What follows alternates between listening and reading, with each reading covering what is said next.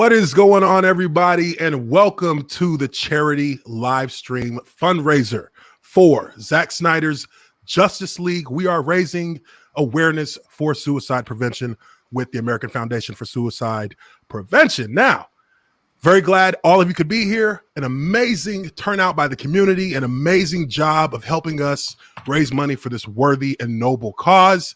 I am Uche Nwaneri, and with me are my panel of amazing guests. I'm going to let them introduce themselves.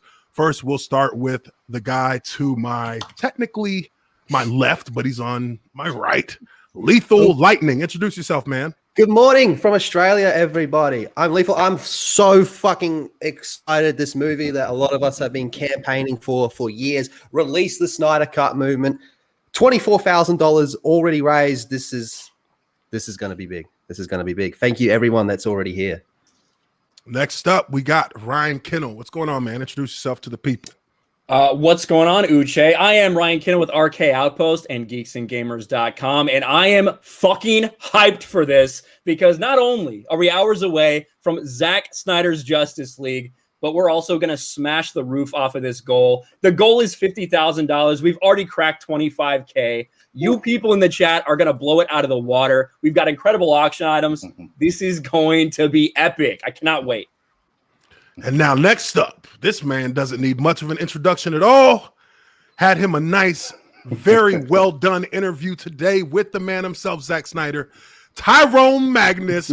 Woo! What's up, man? Oh, man, I'm wondering if HBO Max's servers are going to crash tonight. That's what I'm wondering. I'm excited. I'm excited, man. Thanks for having me on the show. You know, supporting Zack and his cause and everything. And this is important to a lot of people because it's something that isn't talked about as much as it should be. You know what I'm saying? And, yeah, I'm glad we're all together here, you know, helping make a difference. Yes, sir. Yes, sir. Now, next up, we have a man who lives in infamy somewhat. His style is smooth. He's got a very nice demeanor about him, but he's got some venom in there too. Film Gob. Film Gob, what is going on, brother? Hello, I'm Film Gob from Scotland, and I'm here for, you know, the AFSP fundraiser with all these guys, especially my hero over here. I didn't know he was going to be here. I was like, oh shit, here's Tyrone. Hi Tyrone. Nice to meet you, man. saw your interview this afternoon with Zack. It was short and sweet, but it was great to see you talking to Zack. And hopefully everyone here's in the chat. Thanks for being here. Absolutely. Nice. Also, another heavy hitter in the community. My man, Star Wars Theory. What is going on, brother? It's Star Trek Theory now, actually. So, yeah, what's up? What's up from Canada, everybody? I am here. The boys asked me to come on, and of course, talk with Zack Snyder and be here for such a great cause. How could I not? So I'm honored to be here with you all. And yeah, I think we're going to raise a lot of good money. We've already raised a ton, so let's keep it coming in the chat. Even $1, anything helps. Anything helps. Absolutely correct.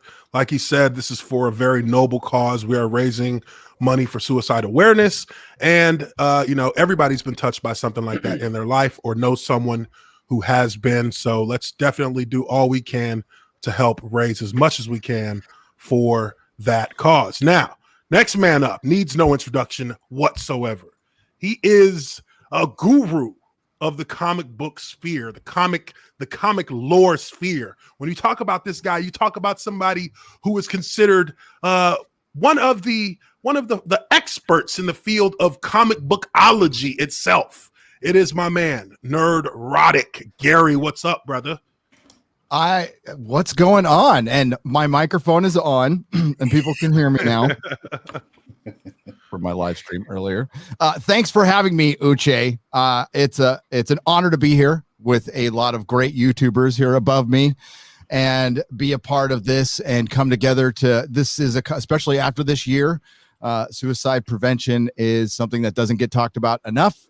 and I will do my part in donating. And I'm glad I'm here. And again, if you guys can't donate, if you can share this far and wide on all your social medias as much as possible, we would appreciate it. Zach would appreciate it. And thanks for having me. No problem, brother. No problem. So that is everybody that we have on right now. We do have some more special guests that are going to be visiting with us here soon. Our panel is not quite filled itself up yet, but we do obviously have the big man, Zack Snyder, who will be joining us within the next hour. He'll be here within the next hour, next 50 minutes or so. He'll be in, and we will be chatting with him. But if you don't already know, let me show you all where you can go to bid on auction material for auction items for this very amazing cause. All proceeds from this auction will go to the American Foundation for Suicide Prevention. As you can see here, we have the Zack Snyder charity auction.com. Go there if you would like to bid on these different items. We have Zack Snyder's Justice League signs that are here, acrylic signs, very well made. Those are starting at $100. We have concept art signed by the actors themselves. Concept art like Star Labs, signed by Ray Fisher and Zack Snyder. We have the Flash's hideout. These were all used on the production set for a while they were making the movie. This is the Flash's hideout with Bruce Wayne in the chair, as we all remember from the trailers. And that is signed by Ben Affleck and Ezra Miller. We also have what is probably going to be the most sought after piece of them all. This is the team artwork of the Justice League, signed by Ray Fisher, Ezra Miller, Gal Gadot, Henry Cavill, Ben Affleck, Jason Momoa, and the director Zack Snyder here as well. And also something that is really this one right here is really one of my favorites. This is a custom-made Letterman jacket made for Zack Snyder during the filming of Man of Steel, used on set, the Smallville Spartans. And on the inside of this jacket, it is signed with the message of the design and making of the jacket by Zack Snyder himself. And also, along with the signs here you see here, we have another original artwork piece of the Flying Fox, signed by Ben Affleck, Ray Fisher, Ezra Miller, and Zack Snyder. So make sure, if you would like to bid on these, go to the Zack Snyder charity auction.com, place your bid, and get your chance to win these exclusive items that you won't find anywhere else for Zack Snyder's Justice League. Yeah, and to be clear, so those are going to show you what the starting bid was. It's actually going to take you right to an eBay link. eBay has us hooked up there. All donations are going directly to AFSP, so it's easy to see right where your money is going, towards a great cause, which is American Foundation for Suicide Prevention, which the Snydercut fandom's raised over $500,000 so far over the past 3+ years for AFSP. And this stream, I see it as like a massive cap on the end of that almost. And what we're doing, guys, is incredible. What we're doing today is going to save lives. And we couldn't do it without all you in the chat. Keep the donations coming, man. And as of right now, we are sitting at $29,775 raised. Unbelievable. Absolutely amazing. Thank you all so much for your donations. I think this just really speaks to the power of a unified community, and the Snydercut community, along with the fandom as a whole, has come together for this event. Couldn't ask for a better turnout in regards to the money raised. And it really, it's a humbling thing because, with everything that's gone on in the last year, a lot of people don't necessarily have that kind of money to just, put to the side to donate. And we're very appreciative of you guys for doing that. So thank you very much. And I think somebody just put in the chat that we just crashed the auction site. So Yes. good Damn. job on that as well. Go straight to eBay. You should be able to find it. If you type in Zack Snyder charity, I bet it'll pop up on eBay. I'll Yeah. test it and see here. Should be able to find that. So, but an amazing job. The community has come together. The community is showing the power that's behind it, both in support and with the wallet. So definitely am very appreciative of that. But I also think that, again, there's this cause is really a cause that is not only dear to Zach's heart, but is something that many people know too well. And that is obviously the situation with suicide. Now, suicide is something that's hard for people to talk about. Like Gary said, a lot of times it really is, almost taboo for people to come out and speak about the problems of mental health. And me as an athlete, as a former professional athlete in the NFL, I can speak to that being something that has really affected my community of retired NFL players. We've had a number of high-profile suicides that have happened amongst, players, whether they be lesser known or whether they be Hall of Famers. We have had those kind of things happen. No one is immune to a situation that can put you in a very dark place, myself included. So definitely really am very touched to see the kind of support that you guys are showing for this. Now, I think it's time to kind of let's turn this thing a little bit up in way of energy. Let's talk a little bit about this Snydercut. I know a couple people in here have seen it already. What you think about the movie there, Tyrone? Man, look. If you were fans of his work already, you're gonna love this. You're gonna lose your minds. Can I cuss? I'm not sure. Fuck But yeah. No, we're past the minute part. You can cuss all you want you're gonna now. lose your fucking minds. I'm serious. Just don't spoil it. You know what I mean? You're gonna lose your mind. 4 hours, they go by. I didn't get up once. I took my last piss right before it started, and I didn't get up. Matter of fact, I was hurting the next day. Oh, right here, because I was sitting with my man. feet up. I was hurting right here because I had sat for 4 hours. Like, I was like, why am I hurting right here? I was like, oh, because I was sitting for 4 hours. Flexing the whole time. Loved it. Have you only seen it once? Twice. Twice. Just watched it again last night. Yeah. God damn. Did you like it a bit more when you saw it the second time? Oh yeah. You know what? I was expecting, like maybe the excitement of it to kind of, die down, and then you're kind of like, maybe I didn't like this part as much, but no, I was enjoying it just as much, man. Except I knew what was coming. You know what I mean? So, yeah, man, I can't wait to get the super special ultimate edition Steel box. Yeah. I can't wait to get that, man. It's, I mean, and just like any movie, you could nitpick little things here and there, but I mean, after seeing exactly what he intended, I'm just like, are you serious? You didn't want to put this out. That's what everybody You saying. chose to chop it up and do. You're insane. You know what I mean? I'm like, I don't know how the suits really think. I know they think of dollars and cents in certain ways, because I used to wait tables. Any of you guys wait tables? No. Okay. Work back in the kitchen, never wait tables. So.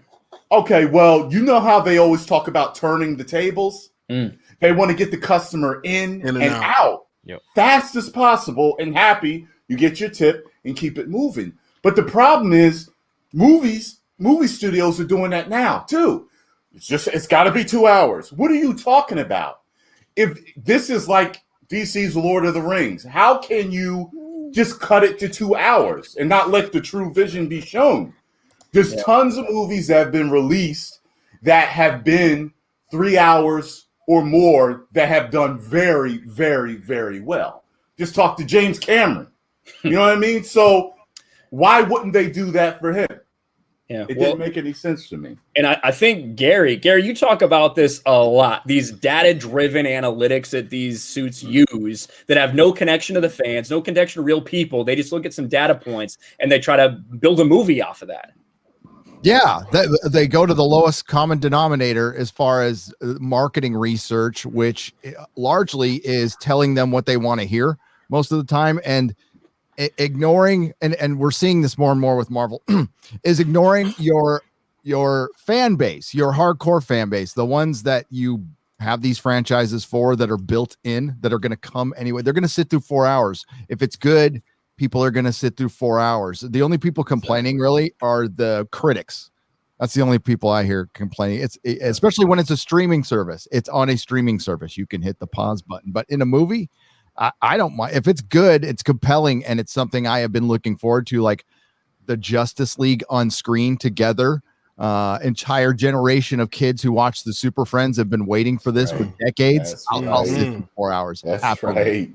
Happily. You know, and it's funny because, you know, and you know, people know this now, but I remember when I talked to Zach on the phone about, you know, just kind of the perspective, and his whole perspective that he said he just fought to get across the executives, to get across their mind, was that this is like the Lord of the Rings for our universe. This is not something where we're trying to put 30 movies together to try and build this ensemble like team up film. This is going to be a story arc, a beginning and an end that is a obviously a 5-part arc, and it is.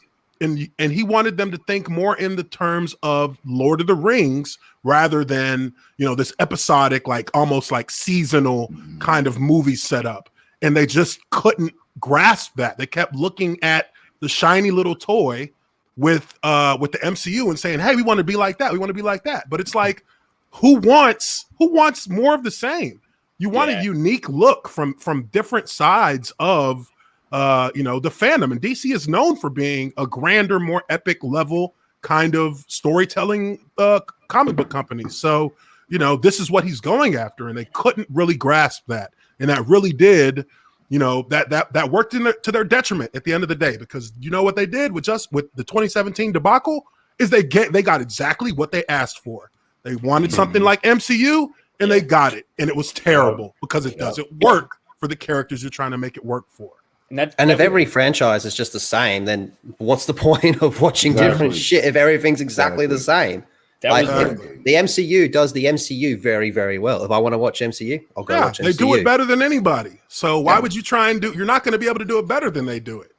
And people said that. I love that interview where he was talking about they do exactly what they're trying to do really well. An action, like light comedy adventure story, right? And they do, like, they've knocked it out of the park. But you have to try to build something different because, one, not everybody loves that. Not everyone wants to watch the same thing over and over and over again. And DC could not get it through their heads. They tried to compete and they failed. So hopefully we're going to see a lot of hashtag restore the Snyderverse over the next few days. But absolutely, I think that's going to be it's going to be interesting these next couple of weeks. And seeing how HBO Max and Warner Brothers and Warner Media respond to it, because there's going to be an outcry for it, and potentially the numbers might justify it if the subscription numbers for HBO Max are, you know, if this movie knocks the hinges off of HBO Max, then it's going to be, you know, there's going to be a discussion 100%. At the very least. Dude, I think it's so funny, and they'll start looking at numbers once they see it skyrocket, and these suits. And I love that, Tyrone, you call them suits too. It's like they just look at the numbers and they crunch the numbers and they take away the creative process from the guys that are actually creating the story, and they morph them and shift them into this like bullshit story that they think is going to sell numbers, when in reality they don't know what the hell they're doing. They need to stay in their lane, do their number crunching for their marketing or whatever, but let the product be made by the guys that are the imaginatives, the real storytellers, like Zack Snyder. And so hopefully, you know, with this movie, I mean, I guess from Tyrone's perspective, it's already great. So the world's going to see. And real quickly, just before we move deeper into that, we got one more that we're adding in here to the panel. He has also been one of these guys who has been part of this movement from the very start, a big time, well-known guy in the Snydercut community. We have Dave, the film junkie. What's up, guys? In here with us. What's going on, brother? What's up, man? How you doing? I loved being on the vodka stream last week. That was Yeah, that was a lot great. of fun, man. That was a great stream. Definitely. Nice shirt. Yeah, So- so, the dark side. Right. Yeah. Thought I'd dress up tonight, it's okay. kind of a momentous occasion that's happening, Figured Yeah. why not? Oh, is there something going on? Is there something going on I don't tonight? yeah, there's possibly like this thing that we've been trying to get released might be showing up later tonight, midnight my time, I think we're all licking our chops and like, yes, it's finally happening. So This movie drops at 5:30 p.m. where I am. That's like perfect. oh Yeah. god. End your night like that, man. Uh, You know, I was thinking about, you know how they were trying to copy Marvel? You know how Marvel drops a ton of Easter eggs and things that only hardcore fans really understand? Mhm. When I was talking to Zach in the interview, you remember how he said the suits didn't want him? They told him no one wants to see the black suit. Everybody wanted to see the black suit. Everybody that knows Yes. wanted to see the black suit, and it's like, but you're trying to copy Marvel, right? You know what I mean? Then drop a bunch of these Easter eggs and put things in that the real fans know about.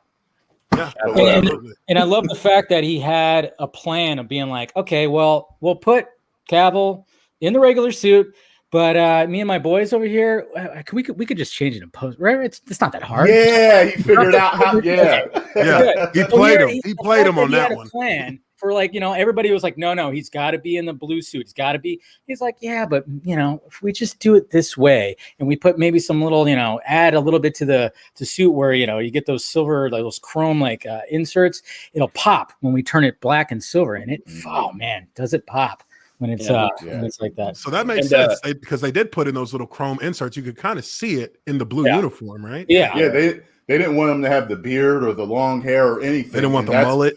That's what we remember. Yeah. You know what I mean? It's I'll like- never forget the comic books, watching him come, and he had the Kryptonian guns, and he didn't have no powers. Yeah.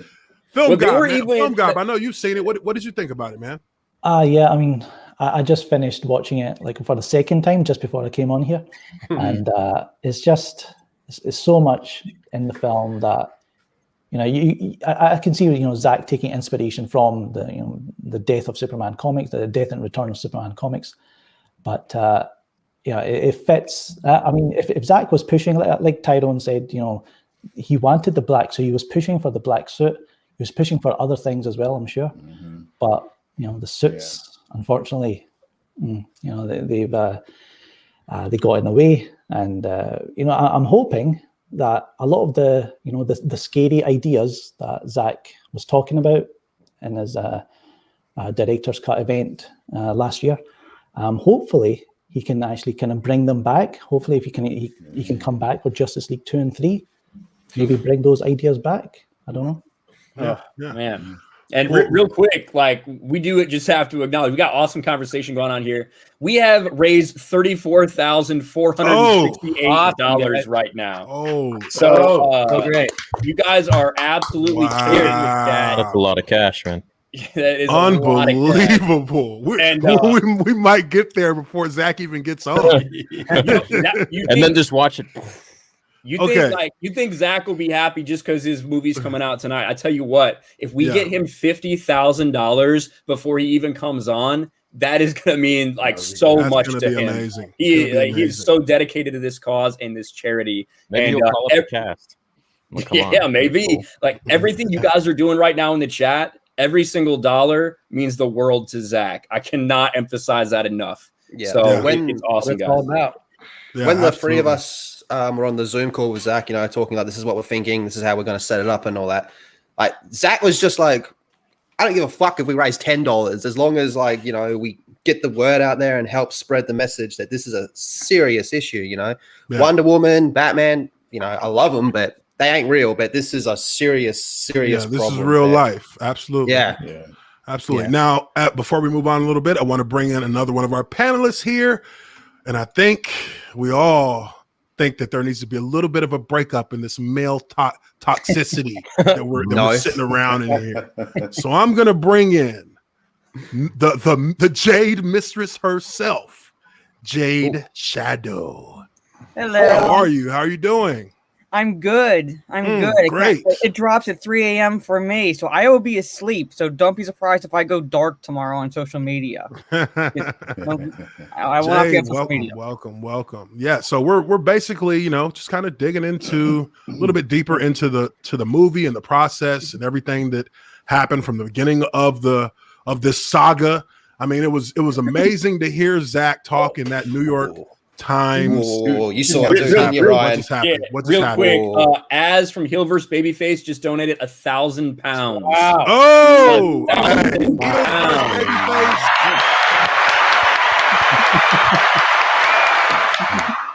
you the MVP, brother. Also, he's got a song on Spotify, which is also putting a bit of money towards the charity as well. It's a pretty funny song. So check that out. It's based off his rant during a Batwoman review that got turned into an electronic song that's charting on Spotify right now. Charting on iTunes. Oh, wow. And Nice. all proceeds from that are also going. Well, I think 75% of the proceeds that aren't going to the person who made it, who edited it up. It's all going to AFSP as well. So shout out, Az. Very awesome. Very awesome. Mm-hmm. No, Az, appreciate that, man. Appreciate that. I already told him. He's my guy. So talking about that New York Times article, I think it was really awesome when Zach talked about when they tried to, and I felt like, and I told him this, I felt like they tried to corner him a little bit on one of the questions, asking him how he felt about, the fact that after he left Justice League and after obviously that was the debacle in 2017, that it was followed up by Aquaman and Wonder Woman, and those movies were very well received. Aquaman cracking $1 billion. And, I think, and at that point they tried to kind of see if they could find any little hint of animosity or maybe jealousy to that. And Zach was such a gentleman and such a humble individual that he just showered those films with praise, showered what they were doing and the people who were making those films with praise. And I think that showed just in that response that he had, that he was above any of the anger that they may have tried to portray that he might have had because of the situation he was in. I wouldn't blame him for being angry. I wouldn't blame him. I mean, I don't think anybody here would blame him for having some venom in him for the kind of situation that he was put there, that he was put in after the loss of his daughter. Really was something that really would break a person down. And he felt that it was the people that he brought in and the people that he casted for these roles were his friends, these were people that he loved. So to see them be successful meant the world to him. It didn't matter about any of the outside, noise that was put around that. He really did have a genuine love for people like Jason Momoa, Gal Gadot, people that he brought into the DCEU, people who were actually somewhat doubted when he casted them. And now can you imagine anyone else being Wonder Woman? Can you imagine anyone else being Aquaman, Superman, Batman? Remember sad Ben Affleck when they first dropped the first pictures of him as Batman? Well, I think a lot of that has to do with respecting other creators, right? With everything he's been through, he's not going to go and shade Patty Jenkins, shade James Wan. You know what I mean? They're just having to work within a lot of the same constraints he is too. So Zach's a stand-up dude, always has been, and always will be. So and he shows that in every interview that he's ever done. And I don't know if that question necessarily was at all stemming from any desire to draw out any animosity he might have or anything like that, even though you wouldn't necessarily blame him. However, I could see the interviewer couching it so that way if Zack Snyder did say anything, they could jump on that drama basically for clicks. So Zack showed that he was a stand-up guy. I can see that. They kind of want to set him up for a little bit. I mean, shit, they've been doing it for a few years now. Yeah. And speaking of that, I mean, how many people said that this thing didn't exist? I think that's kind of the hash. That's kind of the slogan that's kind of come along with this Snyder Cut being released is and they said it never existed. Oh, you had a lot of imaginary unicorn that suddenly became real, pretty much. That was kind of odd how they like go farther with that. They would say like it doesn't exist, it never existed. I'm like, never exist. Yeah, that was always you're gonna go that far with it. I mean, you could at least say maybe like it's just Well, they also moved the goalposts. They would also move the goalposts. They'd go from it doesn't exist to, well, it does exist, but it's a rough cut. I'm like, well, we know that. What's your point? Surprisingly, we didn't expect for full VFX and scoring to be complete 8 months before film releases. Shocker, I guess. When the director left early. Yeah. Yeah, exactly. So what's the alternative? He made a movie, a 4-hour long movie, in a handful of months during a global pandemic with only $70 million. Which one is it? I still get comments, people believing that the cut still didn't exist, even today. They say the cut didn't exist. He made the whole film last year. I'm still getting comments. Wait. During a pandemic, when people couldn't do things, everybody together. They gave him $70 million to pay all these top tier actors and actresses, and for VFX, for a cast and crew, everybody else would be required for a 4-hour movie. Yeah, and and the crazy part is like Ben Affleck and Jared Leto didn't get paid to do it. They did it. They did it for free, correct? Like these guys didn't even really. They didn't get paid in the manner that you would say. I'm not sure about him. Zach didn't get paid. I think that he said that Ben Affleck didn't get paid. That was an unclear quote. What he said was he wasn't sure if they were going to give him like enough, if they were going to let him do that. He was like, listen, just come over to the backyard. Nobody will get paid, but we'll just film it. We'll set up a studio in my yard and do it. But they eventually did let him do it. So I think that's a little unclear as to, who got paid what. But at the same time, people that work with Zack Snyder are incredibly devoted and loyal to the man because he is a genuine great dude. Like there's no way you can interact with the man and think anything else. He really is. Yeah. That is why his cast, his crew, his editing team, anyone who's ever worked with the man is so devoted to following him because they know what a true stand-up guy he is. Yeah. And we just hit 40K. Nice. Wow. We're gonna hit it before he gets on. It's looking that way, to be honest. It's looking like we're gonna get there before he even gets on here, which would be absolutely amazing. And don't forget those charity items, guys. We got a bunch of charity items up for auction that are going up right now. We got football helmets that are going to be signed and custom by Zack Snyder. We got concept artwork. We got these big acrylic signs. You can see about half of mine in here right now. Those are going up as well. You guys are raising so much fucking money, and it is amazing. I think they crashed the site. If you go to eBay, eBay and type in Zack Snyder charity, all of the stuff pops up. Yeah. Somebody's calling me. I'll be right back. All right. Be right back. Theory, I kind of want to get perspective too, because you're a guy who has a massive Star Wars channel. You have a massive Cobra Kai channel. So you're part of a lot of different fandoms. What's it kind of like to see a fandom that has fought for 3 years get rewarded with like what they're asking for? How crazy is it that it's a dream that has to be celebrated? It should be normal. Yeah, no, it's ridiculous that a lot of these suit people think that they own the company. They own the whole reason that they're rich. The whole reason they have jobs is because of us. Without the fans, none of this would exist. None of this would happen. So for fans to want something and then to finally get it, and then they make a crazy amount of money because of it, just please keep doing this kind of stuff. Keep listening to the fans. Don't listen to these corporate monsters that just see numbers for what they think could happen. It's not even real projections. It's just stuff that they make up in their heads kind of thing based on graphs or whatever, where it could go. They don't actually know, because lo and behold, here we are. And there is a 4-hour cut of Revenge of the Sith. So I'm thinking, hey, maybe, one day we could push for that. I'd like to see that. Release the Lucas cut. Lucas cut. I was thinking, sorry, totally. And I was just thinking, back to the Lord of the Rings, when you broached on that, like two things. One, if time was really a factor, then each movie successively would not have made more each time. If you look at the profits made for the Lord of the Rings movies, from Fellowship to Two Towers to Return of the King, each one made more than the other because of the fan base and the fact that they were very well made films, and time was not a factor. Time was not a factor. It was not how many theater houses, and I've said this, not how many theater houses you have to film in, but how many butts you get back into seats for each viewing. Pretty much that's where the profits are.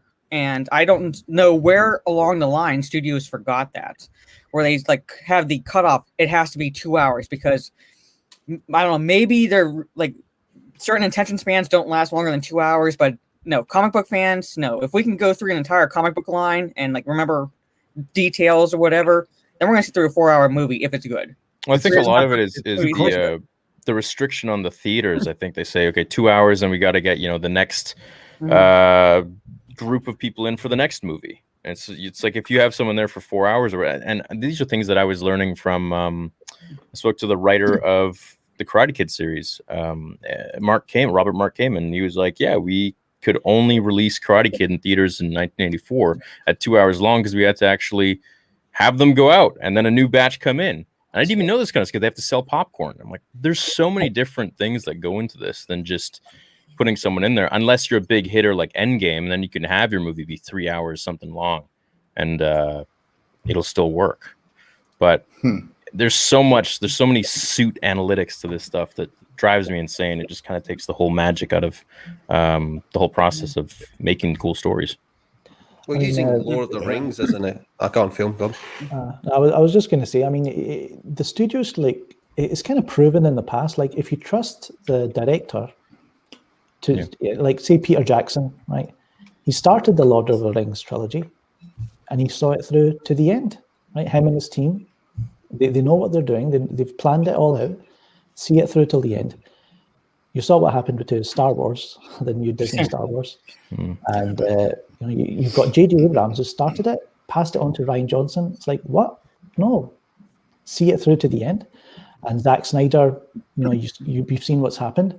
He had the plans and Warner Brothers didn't kind of go with it. And now, then after he was gone, like, Warner Brothers have never had a plan. You can tell in their kind of the rest of the DCEU films is very fragmented, and it's like, we don't want to treat it as a universe, but they are kind of treating it as a universe in some ways, and then the message gets mixed up. The fans lose confidence, and at least with the Snyder Cut, it looks like the Snyderverse hopefully can come back in some way. And that, I think that's me and a lot of my own followers. That's basically what we are more focused on, because we don't really have that much faith in the rest of the DCEU. Yeah. And Gary, I know you're going to bounce here in a second, but do you have any final thoughts? I really like your perspective on this situation, because you're a guy who has liked Zack Snyder movies. You haven't been necessarily we're not out there, spamming HBO Max release the Snyder Cut, but you've always had respect for the fans who are asking for something. So you got any kind of parting words or anything as you bounce? Yeah. Congratulations. You earned this. Take your victory lap. Don't listen to the access media. They're full of crap and they're losing to you anyway. And that's their whole motivation that they're upset about this, is because Zach listened to the people you need to listen to, the fans. You won. We're always winning. There was one article I read that said, who's in charge? Well, the fans. The fans are always in charge. We pay for everything. We decide what we like and what we don't like. And for the first time, the DC superheroes, first time in a long time, they have a foundation. They have something to grab onto. What Film Gob was just talking about. It was just kind of, throwing against the wall and see what sticks. Well, the Snyder Cut sticks. It's something that people can gravitate to. So congratulations. Well done. You earned this. And I can't wait to see it. And thanks for having me on. And it's a pleasure to meet you all. And now I'm going to go donate some money. All right. Thank you, Gary. See you later, Gary. Hey, Gary. The first time I popped into one of Gary's streams, he does like this really, really bad Australian impression, like terrible, mate. But he sees me and he's like, "Oh, Lethal Lightning, yeah, release the Snyder Cut," and that was like at least 2 years ago, I reckon, man. So Gary's been, he's been a supporter for quite some time. Yeah, absolutely. Absolutely. And looks like Uche's still on that call. I did want to update everybody. Guys, we are at $43,372. Absolute insanity. Could hit 100K tonight. It's pretty realistic. When Zach comes on, I think it's going to be fire, honestly. Yeah. So, like, you know, I think a lot of people, we got a ton of bids on these helmets, a ton of bids. I see right now the bids for the signs. We've got 700, 500, 600. Wow. So we got 8 of those signs that are up. So these auctions go on for like 7 days. Who knows what those are going to get up to at the end of the day. So you all are incredible. I don't know if that link is still working or broken or not. Let me check here. Probably still broken. Yeah, crashing an auction site already, man. Hope HBO Max and Binge or whatever you're watching it through has their servers on lock, man, because I'm not gonna say I partly want them to crash though. I partly want them to crash just for a little bit, just to send that message. Hey, we want to see this shit. Come on. Yeah, that's the one positive about it crashing. It sends the message. Yes, it sends for like 5 minutes. For like 5 minutes or something. Tomorrow will be like Zack Snyder broke the internet. Oh, I hope so. Please. Always breaks on him, man. Those suits are going to be watching the analytics tonight fly, and they're going to be like, "Oh my god!" Oh. Yeah. So this is what we should have done. Okay. It is funny because like the idea that there might be something go wrong or something with this launch, I don't think would be a surprise to many of us who have been following along the whole time, who see that somehow, some way, you know, something gets leaked or something gets messed up. There's a glitch in the computer system. We don't know. A lot of mysteries that go on behind the scenes whenever Warner Brothers, Warner Media, and HBO Max are trying to all get together and do something with the Zack Snyder Justice League. I don't know. Maybe that's conspiracy theories. Am I too far off on that, Film Junkie? No. Yeah, I mean, the drama that's been happening with the leak, with that whole thing. I mean, I still remember I got home and then all of a sudden my DMs, I think I went to the grocery store or something. My DMs just were like insane. They're like, I can watch the whole movie right now. I'm like, what are you talking about? Go on HBO Max. I'm like, I don't see it. And then it was like, oh no, if you click on Tom and Jerry, and then they already had it wiped out. And then of course with the whole virtual premiere thing, and I felt bad for everybody who was waiting to see it that night. I think they had to wait like an extra 3 or 4 hours before they got their code.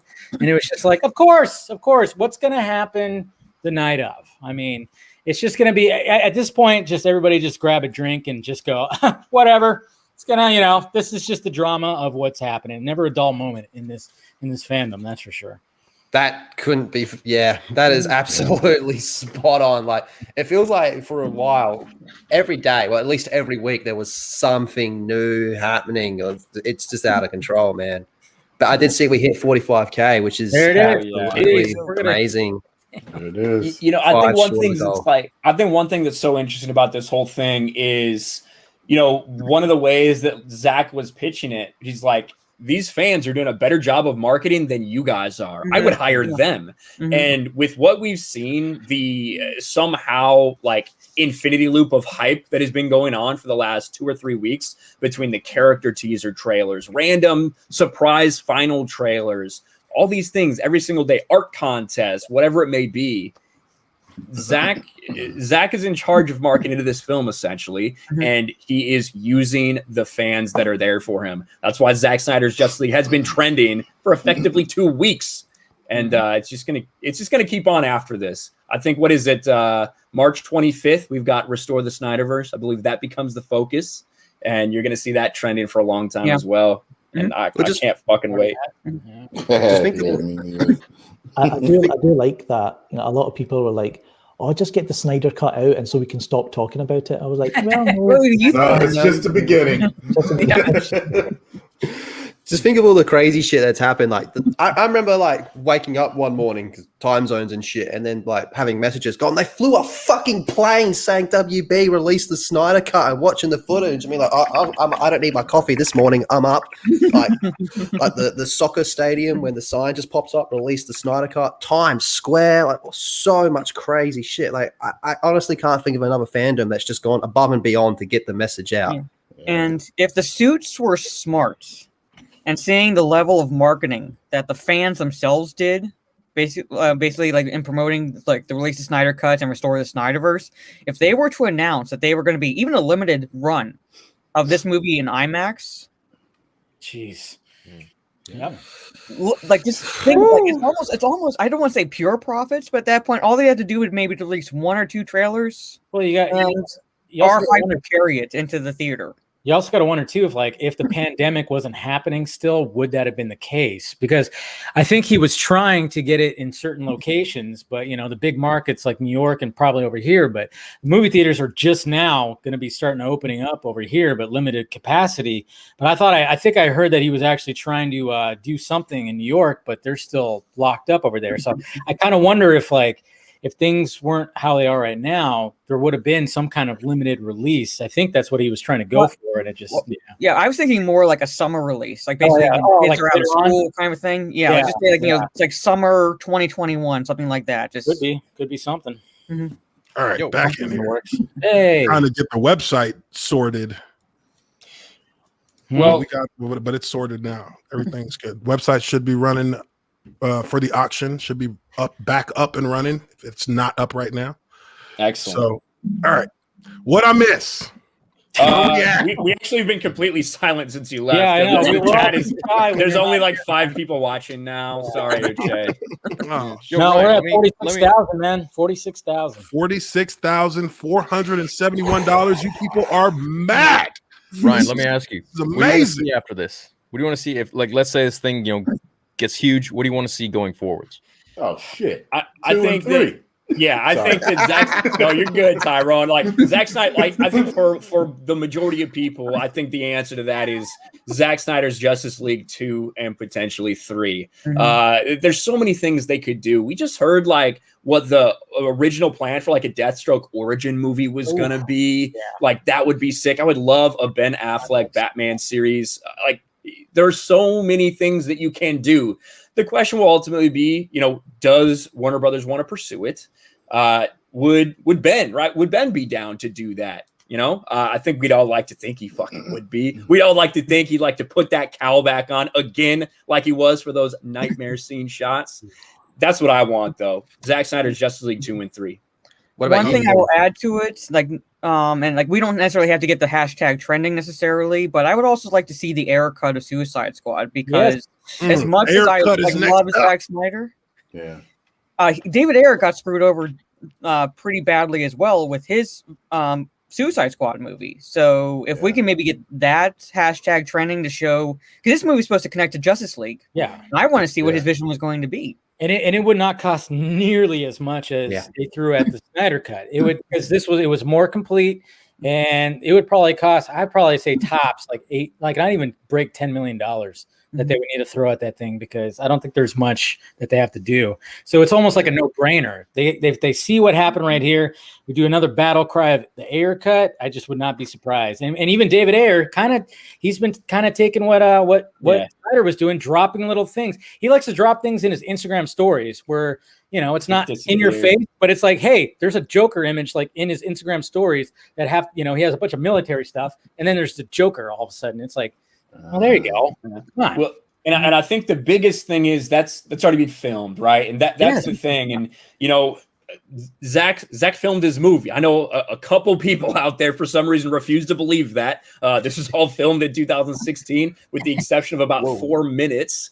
So and so was David Ayers. So if we are going to get a continuation, I think the best thing, like if you're Warner Brothers and this blows shit off the doors, you're like, all right, Zack, so Justice League 2.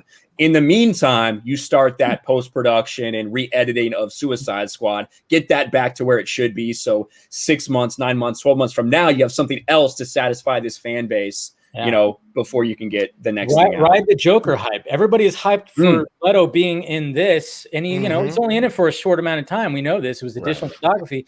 Everybody, that was like when we were looking at analytics, that was like a top trending thing when you talked about the Snyder Cut or Zack Snyder's Justice League. When they talked about Leto being part of the additional photography, people were buzzing about that. And then when the images came out, so it's like, all right, ride that and be like, hey, well, we got this whole other movie where he was cut out of a lot. And hey, guess what? You know, he's in it way more than he was before. So it's just right. The money is right there, man. Yeah, I What about mean, you, Film God? What would you like to see? Sorry. What would you like to see? What would you like to see after this? After this, yeah. Give Zack, 400-500 million. Film the Justice League 2 and 3 back to back. I don't care. Just give him the money. Show him the money. And of course, the Ben Affleck the Batfleck Deathstroke versus series. Man, it would be so good.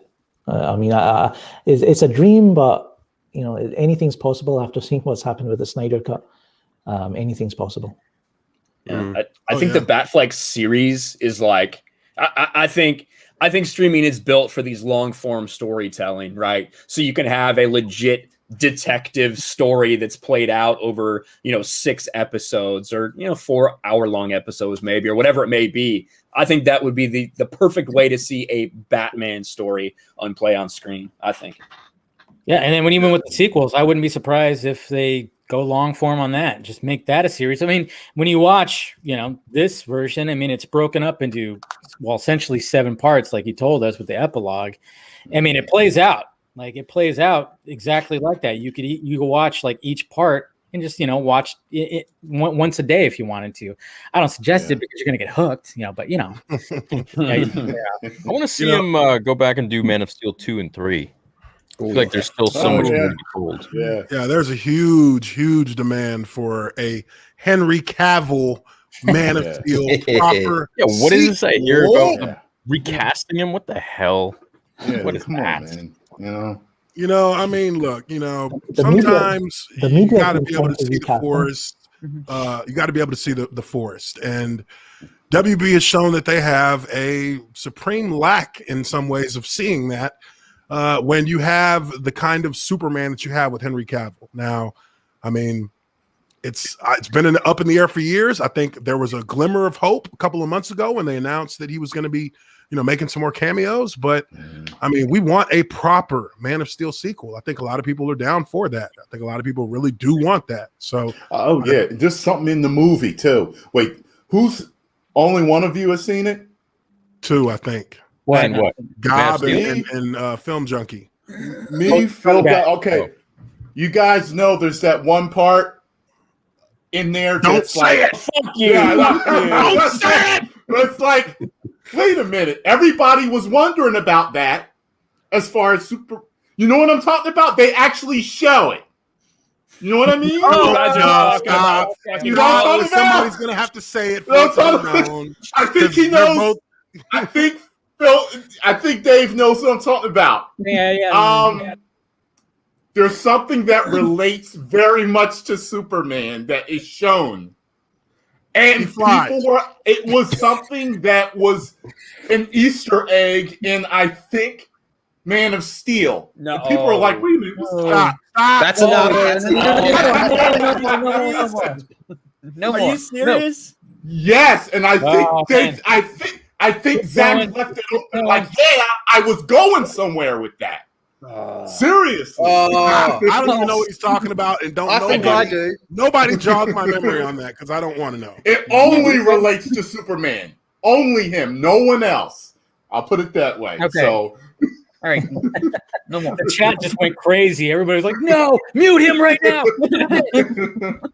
I like Film God. Film God has a good poker face. He just played that off. Dave's like, no more. But Film God's like, I don't know what you're talking about. Total opposite. if you're really good, even if you haven't seen it, you're gonna know. Yeah. You're gonna be like, wait a minute, I think I know what he's talking about. But guys, we are less than $1,000 away from $50,000. There it is. 49,000.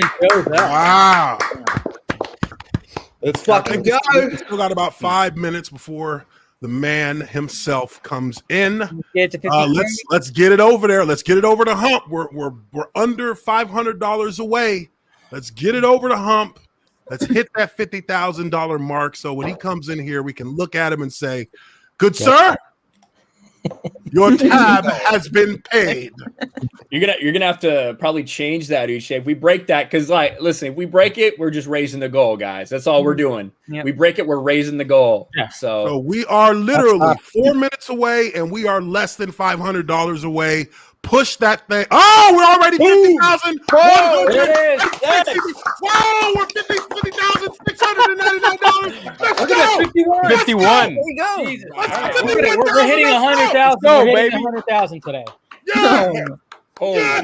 shit. Make it rain. 1,000 fucking You people dollars. are Yep, amazing. We're 52. 52,000. My goodness. You people are madmen. Madmen, I say. Thank you. Yes. My goodness. Thank you so much, everyone. That's going to be an amazing thing when Zach comes into this stream. Yes. We're able to show him that we have already hit before he even lays eyes on us. We got his money. 53. Got And some money, Ja.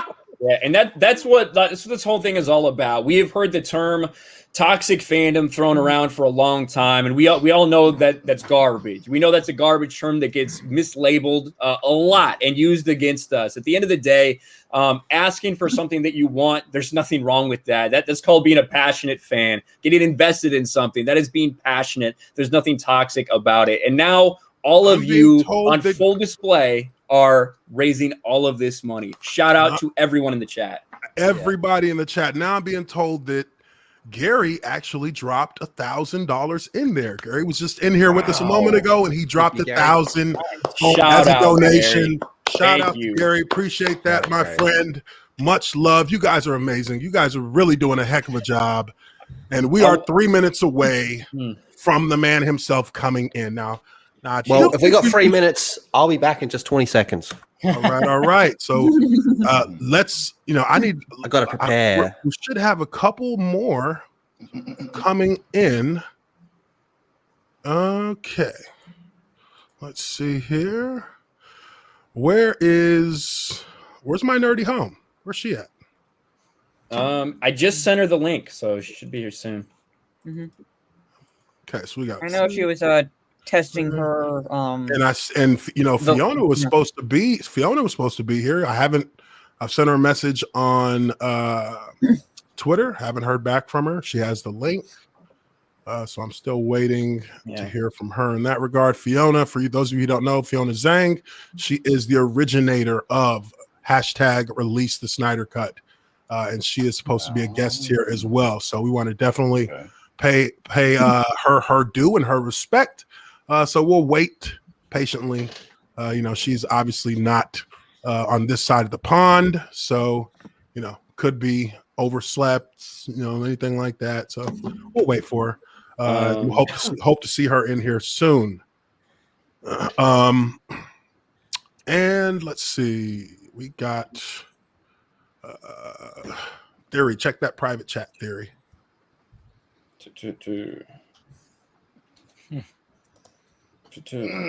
All right. So what was I gonna say? Hey, Lethal, if you can check our group DMs when you get a second, because we gotta get the link out to Steph, because for some reason mine didn't work. I don't know why. Yeah. I got it. All right, boys. Thank you. I appreciate you all. Have a great stream and raise a lot of money. I'll be watching in the background. And thanks for bringing me on for a little bit. Yes, sir. Theory, That is Theory, power. thank you so much for being here, Appreciate you brother. for being here, Of course, brother. man. We Later. appreciate it, dude. All right. See ya.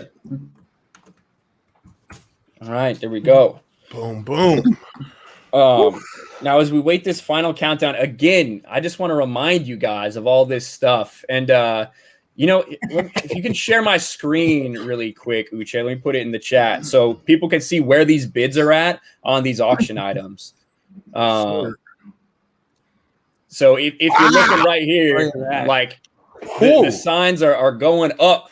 Now these are nice acrylic signs, guys. They really are. I've got one hanging up here. I think the best way to hang them up is honestly just command strips. Hangs flat against the wall. It's perfect.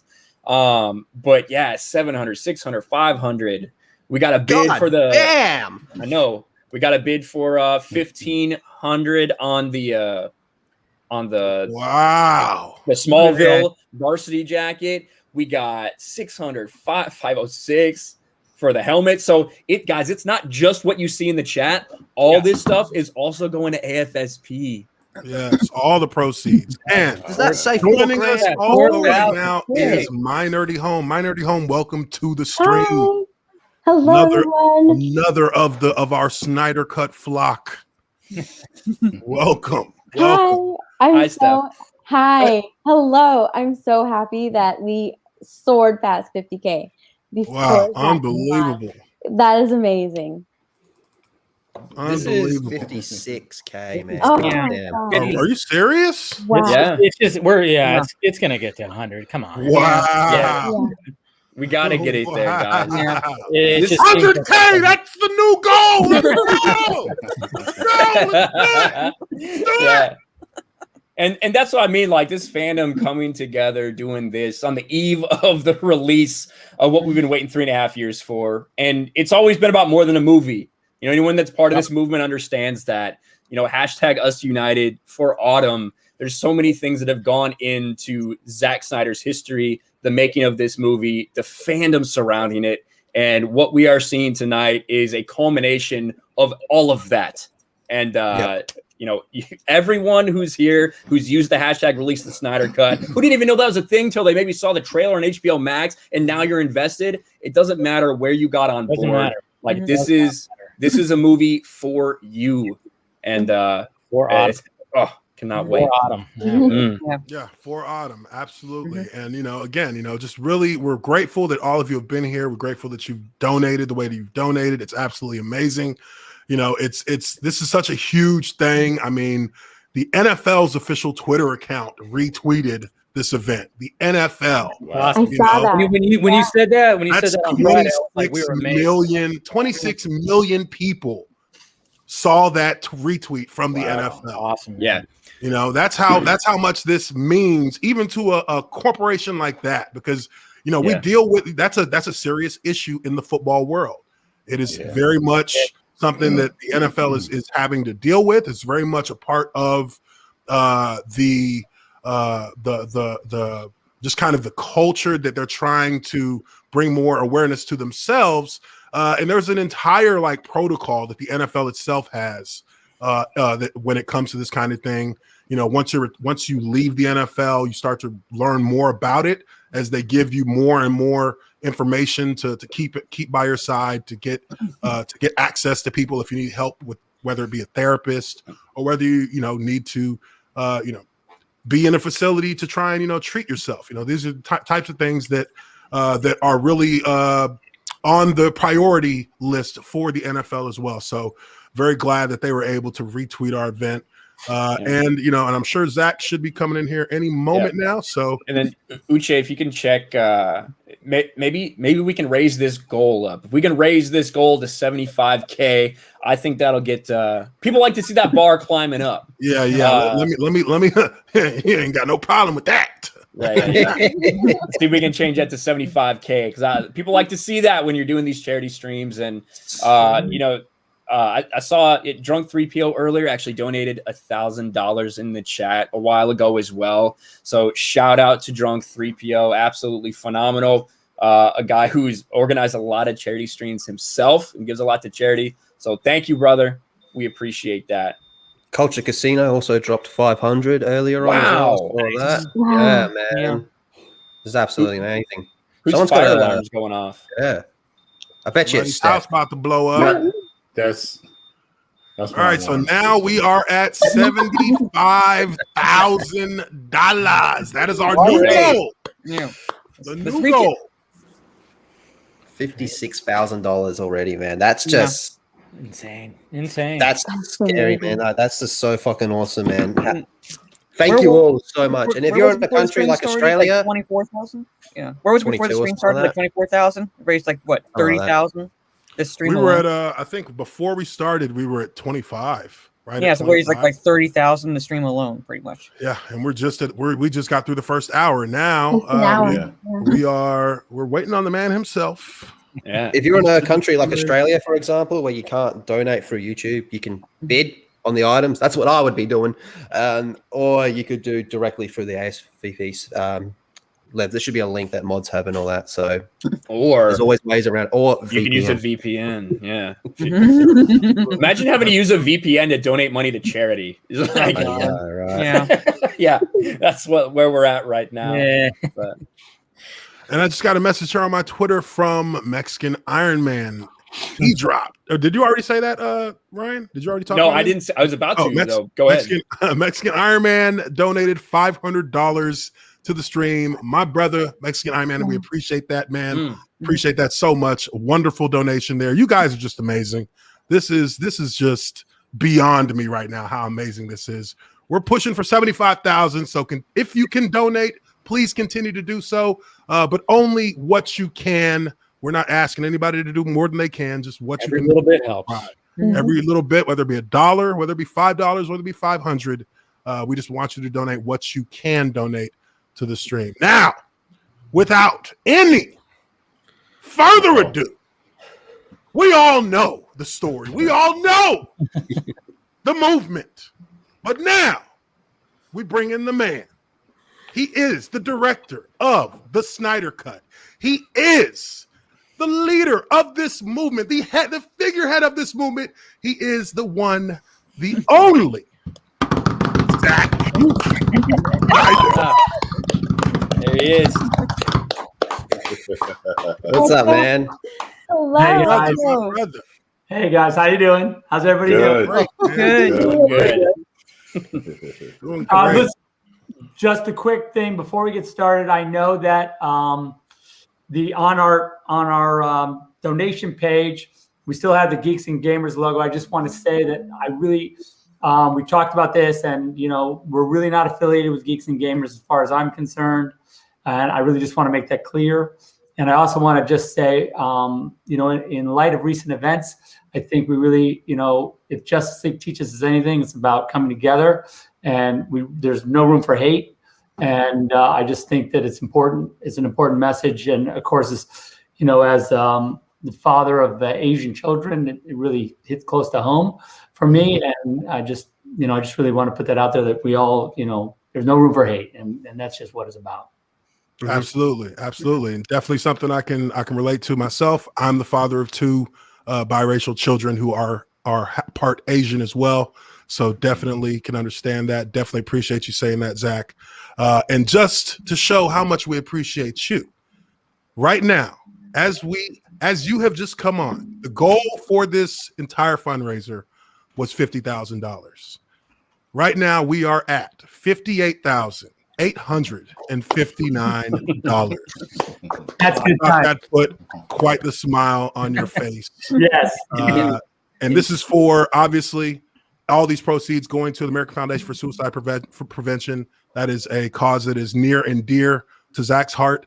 And like I said moments ago, also something that me, in the world that I'm in, and in my profession as an athlete, something that is near and dear to my heart as well. And I think everyone has had an experience with it that has affected them, whether it be directly or indirectly. And we just want to make sure that you understand that we have the utmost respect for that, and really are behind you in taking on that cause directly. Well, it's quite an achievement. It's unbelievable. You got what you guys have done here today. So super proud of that. That's really great. For sure. Yeah. There we go. Let's put you in the middle. Put the man in the middle. Brady bunch. The Brady bunch. You're Alice. Yeah. Oh no. So you're getting ready for Always been an Alice. So getting ready for the red carpet premiere, correct? Yeah, the red carpet premiere is in moments. It's moments, 45 moments.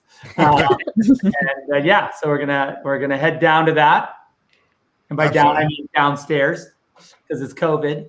So we're literally gonna walk down to the theater and do a little of the premiere stuff, which is cool. I'm excited. And Kevin's been great, so I'm excited to do some more interacting with that guy. We had a great interview the other day, which I think you'll be excited to see, because I talked a lot about a lot of stuff. Cool. And I think that Kevin was one of the first guys, kind of more mainstream wise, to talk about it and what he saw with the storyboards. And he's like, bro, you guys, we were going to see Darkseid, bro. And DC didn't want it. Like, Warner Brothers didn't want it. And so he was one of the people that was kind of instrumental in, I think, getting more mainstream people focused on it, because up to that point, it was like, okay, well, this YouTuber's obsessed with it. This YouTuber's obsessed with it. But Kevin Smith, that's a name that brings some clout. Yeah. And look, known him for a while. He did our Man of Steel special event thing, back in the Jersey days. So yeah, it's pretty. It's been fun to sort of travel with him along the way. He's friends with Ben, So what are you gonna do? Yeah. Oh yeah, I'll never forget those. What was that? Dogma? Was that the name of it? Mallrats. Many movies. Yeah. First movie was Mallrats. And it was Mallrats. funny too because Mallrats, he did that comic book opening and he had Ben as Buttman. So it was almost like he predicted, like he put it out there that he was eventually going to be Batman. Yeah, it's pretty close. I mean, really. Yeah, I mean, just one letter, maybe a few letters off. Yeah, one letter. Yeah. It's crazy when I was a little. We're gonna square away that one letter, and then it's good. We're good. That's it. That's it. Right. That explains the shower scene in BDS. There you go. There you go. That's why So Zach, man, how are you feeling right now with the way that this movie is being received? I mean, it's being received on a level that I don't think any of us. I think we all hoped that it would be amazing, like as far as reception, but it's like soared past amazing. Yeah. People are talking about this on a different kind of level. I'm just excited. Look, that it's exciting for everyone to get a chance. I mean, to see we a lot of people got to see the movie a little bit early, which I'm excited about. But also now, tonight, everyone gets to just get their knife and fork out and carve off some big chunks of Justice League, and gluttonous this intake of Justice League is what I'm looking for. I'm not, it's up to you guys, but that's what the banquet table is set. Yeah. I can use that myself. I have all my snacks. I have all my snacks lined up, ready to go. I have all my snacks lined up, ready to go for tomorrow. 4 hours. The only thing that's going to get me away from the TV is my dog if she has to go out. But otherwise, it has to be an emergency, pretty much. I understand that. I you know what? I also have crazy dogs that scratch, jump at the window, jump at this sliding glass door when I'm trying to relax. So 100%, I don't want any accidents in the house. That would also, I don't want to shade the whole experience for you. So that's good. I was kind of so excited watching the film. I ate my snacks in the first hour. And I was like, so gross. I was like, And, literally, like, awesome. By the way, I've had the chance to watch it twice. Oh, good. That's cool. Yeah. That's I didn't get up to pee once. I didn't get up to pee not once. Pens are an option if you want to go like that. Fine. That's fine. That's an astronaut solution. And I think it's a fine solution. Wear a wetsuit. I planned the whole day around it too. Like I was like, okay, I'm gonna stop eating around this time, and I don't have to. I was ready. That's good. That's good. It's funny because I get, it's funny that I don't know, when talking to fans of what it is. The length is not really a thing. It's not really an issue. People just go like, it's only 4 hours long. That's kind of the reaction from most of the fans that I talk to. They're just like, wow, you really. Yeah. Why so short? Why so short? Yeah. Why? Yeah. I guess maybe later we'll get the real cut, but Release the Snyder cut of Zack Snyder's Justice League. Yeah, for sure. That's the new hashtag. But it's funny when I talk to the sort of more mainstream reporters, it's this whole thing that they talk through. It's a big conversation. I mean, look, and I'll be honest, most of the time they end up with this in this mindset of like, okay, I guess, it's cool. When I watched it and it was okay. I didn't feel like it was long, I just kind of, it was a great experience. So I'm like, okay, so what? I'm not sure I understand, but I think that it's just funny the difference between, I think, the fandom that are just like, what? You can't make enough movie. Yeah. So I challenge you to make me to go to the bathroom. I try. So it's just a fun. It's always a fun conversation because I'll have like a fan interaction and then I go straight to like a, just straight reporter who's not genre, doesn't is like the justice. I forget now. What is it again? It's something. Justice team. Yeah, League of Extraordinary Gentlemen. Yeah, so, I'm always like, okay, no, it's cool, and I just think it's a cool experience for me because I do, I interact with a lot of people that know a lot about it. Some of them more than I do, and it's cool to then like have another guy who's like complete rookie and like has no idea. I'll get a lot of questions like, so when, you used, when you hired Danny Elfman, like, what did you think? And I'll just be like, oh no, I had to take a drink at that moment right there. I mean, I'm like, and like, I've been really like, look, here's, I mean, there was a thing. You better check it out. And I'm happy to talk about it. It's just and it'd be the whole interview if I start to, if I have to go on a rant. So anyway, it's been fun. It is fun to, but it is also fun to see at what depth, popular culture has kind of now been hit by what, frankly, what the fans have been able to create. And, even just you see it. I mean, you've just seen it on The Simpsons and all that. Yeah. So that's really. That was good. I didn't know it was on there. Unreleased the Snydercut. Yeah, that was great. Unreleased the Snydercut. Yeah, it's like a picture of like it says something like troll only zone or something like that. Something like that. There's like these guys with billboards that say like Hollywood ruins movies and I forget what the other ones were, but they're and one was Unreleased the Snydercut, which I was like, that is pure genius. That's all the way. But mythical movement. I mean, it's that mythical unicorn. You know what I mean? Like, it's now been realized, and really, this might change the game moving forward with how we hope that it changes the game when it comes to how production studios treat their directors. One of the things that I just found so just bizarre for me was I remember initially when the DCEU was starting, it was being hailed as this director-driven universe that was going to allow the directors to be creatives and allow them to express their versions of these characters in the way that they want to express it.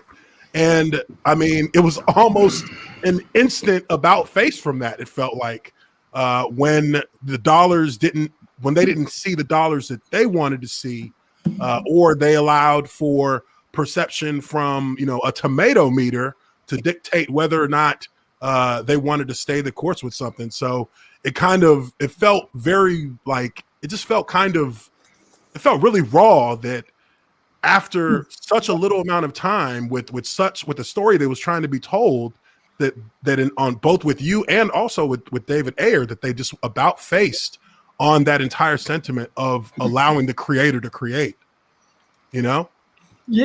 I mean, I think that, it's frankly, it's a big business and this is the problem. You have this beautiful IP, you have this beautiful universe that's full of like passion and credible characters and frankly, real stories.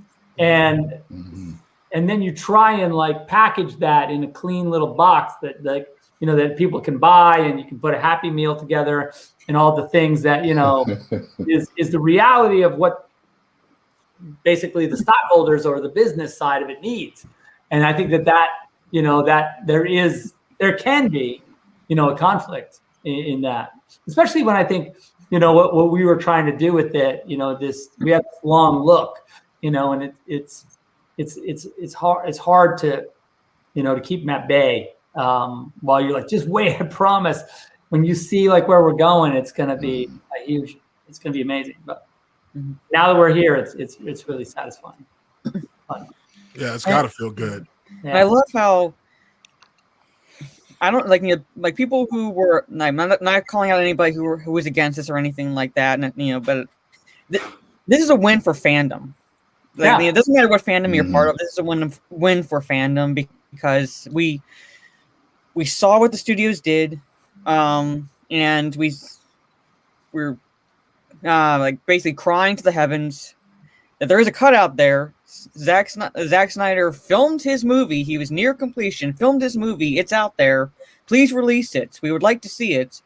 And denied 2+ years its existence. And now it's kind of like like what did you feel like vindicated at first, just relieved, or just like or just happy, like finally now, like after all these years of like me just like dropping images here and there, I can finally like Yeah, the truth is, the good news is that it was kind of a slow burn, into the actual production. There was a point when I got a call from the studio. My agent got the call and say, he said, the studio was like, listen, here's the deal. We want to release the movie, but we don't want to spend any money. And what we want to do is we want Zach just to release the rough cut on HBO Max. What do you think of that? And I was like, that's a hard no. Like, that's yeah. huge. I go to a scene with you with a tennis ball on a stick, Yeah, no, it's literally 3 reasons. For one, it gets, in some way it will get the internet off your back, For two, the movie doesn't, I don't want, this isn't the version of the movie I want to make. And for three, I don't want you pointing at the movie now that it's in its rough form going, see, I told you it wasn't that great. Right. And I was like, no, there's just no. Yeah, they were still wanting to kind of release it on their terms where they could like still kind of, see, it was just a rough cut. It wasn't really, there wasn't anything to it. It's really hard to watch. So I said, well, look, guys, can I come in and just pitch you like what the movie could be? And I went into Warner Brothers to a big boardroom. By the way, it's the same boardroom that I pitched them the movie originally. Which is like I looked at my journal. I don't know, it's over there. I have this journal, and literally with all my notes, with my first drawing of like Nightmare Batman in it. This was like all like, this is a long time ago. Yeah. And I was looking at it, and I was remembering that it was in that room that I was flipping through my journal and sort of pitching the guys on where I wanted the whole thing to go. And I just think that, and so anyway, so I told them the story, and they were like, okay, this is cool. Can we see the movie? Because no one had really seen this version of the movie. Mm-hmm. And so I said, sure. So they came over to the house and watched the movie. And I had some like hors d'oeuvres and a string quartet and like, kind of like glasses of champagne, and we were clinking together. And no, I didn't have a spoon.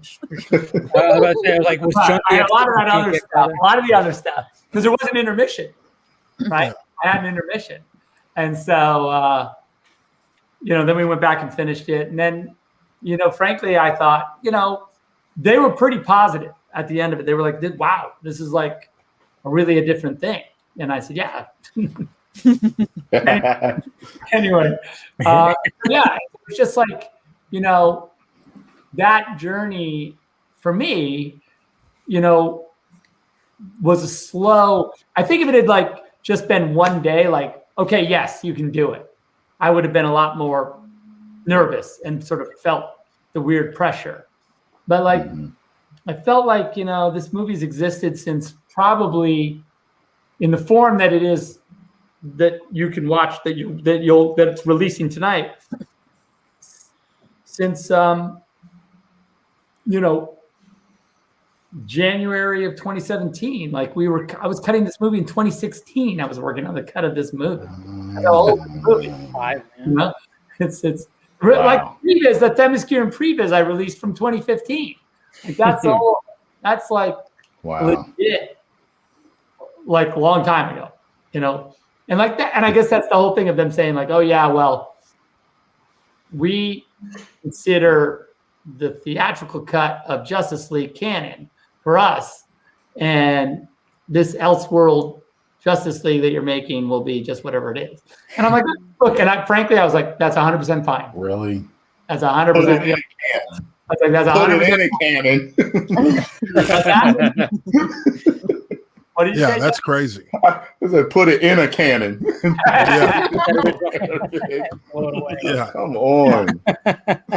So yeah, so it's just a you know, what are you gonna like? Look, it's their. I mean, look, the thing I was gonna say, it's their IP. They do with it as they please, and I do believe that. But like, you know, I think the thing that this has, what we have learned is that, you know, the thing I think that everyone is nervous about in Hollywood to some extent is like this idea that the fans are driving this corporate agenda, you know, which is not.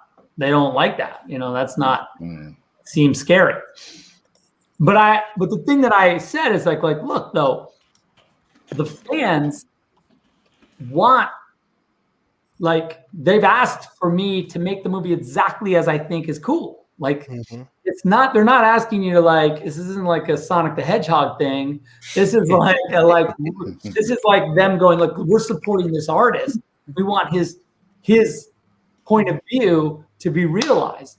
And that, I think that's the main, that is a huge difference from them just going like, pick your adventure. Like we wish the Batmobile had 4 wheels and we wish on the back and 6 in the front. We wish this happened, that happened. But I feel like what we've talked about is like, no, this is like, they want this comic book run that I started writing finished. They want to know what happens, like in the way, like it's almost more like they said, the fans said, you promised us that you would take it home. And yet now you sort of in the middle, you went that way. And we want to go the way you promised us you were going to go. So it's not like the fans aren't asking for anything that wasn't, you know, they just want what we said we would do. So, and I totally respect that. Yeah. And then of course I do, because it's my thing, but I mean, absolutely. Now, one part of that story that I'm sure everyone, and like Ryan talked about earlier, part of the story that we really didn't get to see in that 2017 debacle that really kind of puts that cherry on top for the DC universe and for the way that me as a young DC universe comic book reading kid found out early on that the Justice League takes on one of the greatest villains in all of comics. And I think it's time for us to bring in the greatest villain in all of comics. And I introduce to you, Zach, Darkseid himself. There he is. Right there. Nice shirt. Nice shirt, Ray. Nice shirt. Hey, so thanks for the IMAX today, because wow. That's right. You saw but I also saw the earlier on my television, and you know, I've heard a lot of people saying, "Oh, I'm so jealous." IMAX on a small screen, it's just as epic, just as brilliant, just as beautiful. And a lot of us were commiserating at the IMAX thing, and I said to somebody, you know, I'd walk through fire for Zack Snyder, and they said every single person I've talked to that's worked with him has said that, and it's an absolutely true thing. After seeing this, after seeing your vision released, I'd walk through fire and many gross things. Oh, other gross things behind it, you know, and I'll list them for you at some point. But I don't need any drawings or anything. I think I did. Okay, yeah, I actually have a previs. I was going to say. No, I appreciate that. Thank you. Congratulations. It's incredible, isn't it? Did anyone catch Ray's cameo in the movie? Inside, yes. The first time. Oh, don't tell me. Don't tell me. Don't say it. Leonardo DiCaprio point from when I pointed. I was like, Ray, there he is. I saw you, Ray. Saw you. Yeah. It was funny that Ray is in the film as Darkseid, but then he also gets a cameo in another scene. It's like I was like, oh, okay, cool. Yeah. Oh man, I missed it. Now I'm like, We're kind of a small repertory theater, you know. So like people have to, they have to play dual roles. We don't have enough people to like completely. Zack Snyder and the Apocalypse Players present. Yeah, Yeah.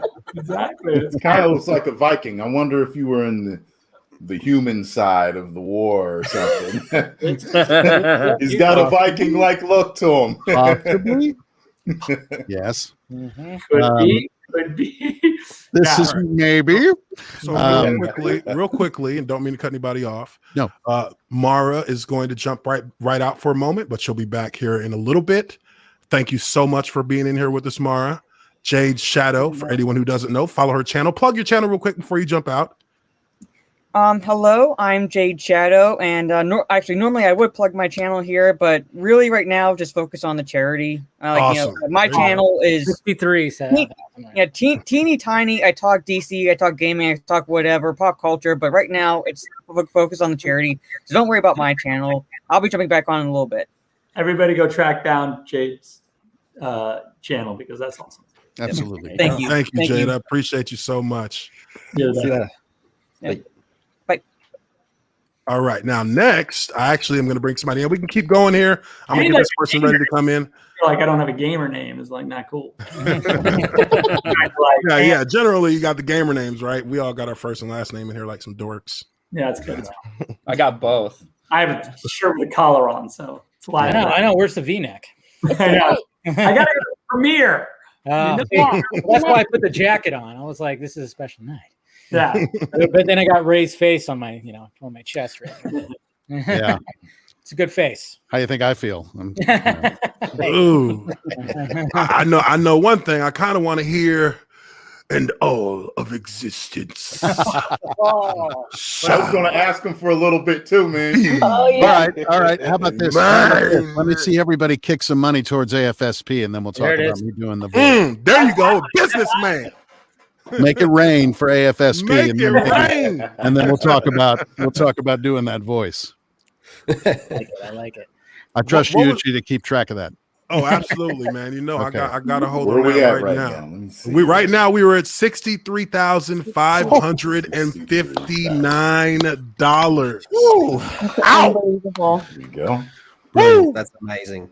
That's really That is great. That is really awesome. We really appreciate everybody who's donated. Again, you guys have done far and beyond anything that could have been expected, and we are so appreciative of that, especially knowing with this last year and everything that's going on in society, a little bit harder for some people to be able to scrounge up that money to donate to something like this. So for you guys to be able to do that, it's absolutely wonderful, and it's humbling, and just really want to let you guys know that we really, from the bottom of our hearts, appreciate that very, very much. You guys are amazing. Yeah, You guys thank you are so much, absolutely everyone. amazing. And we have another special guest that should be here any moment. I think Zach's gonna like this one a lot. And I'm Ray again? trying. This is your Hi.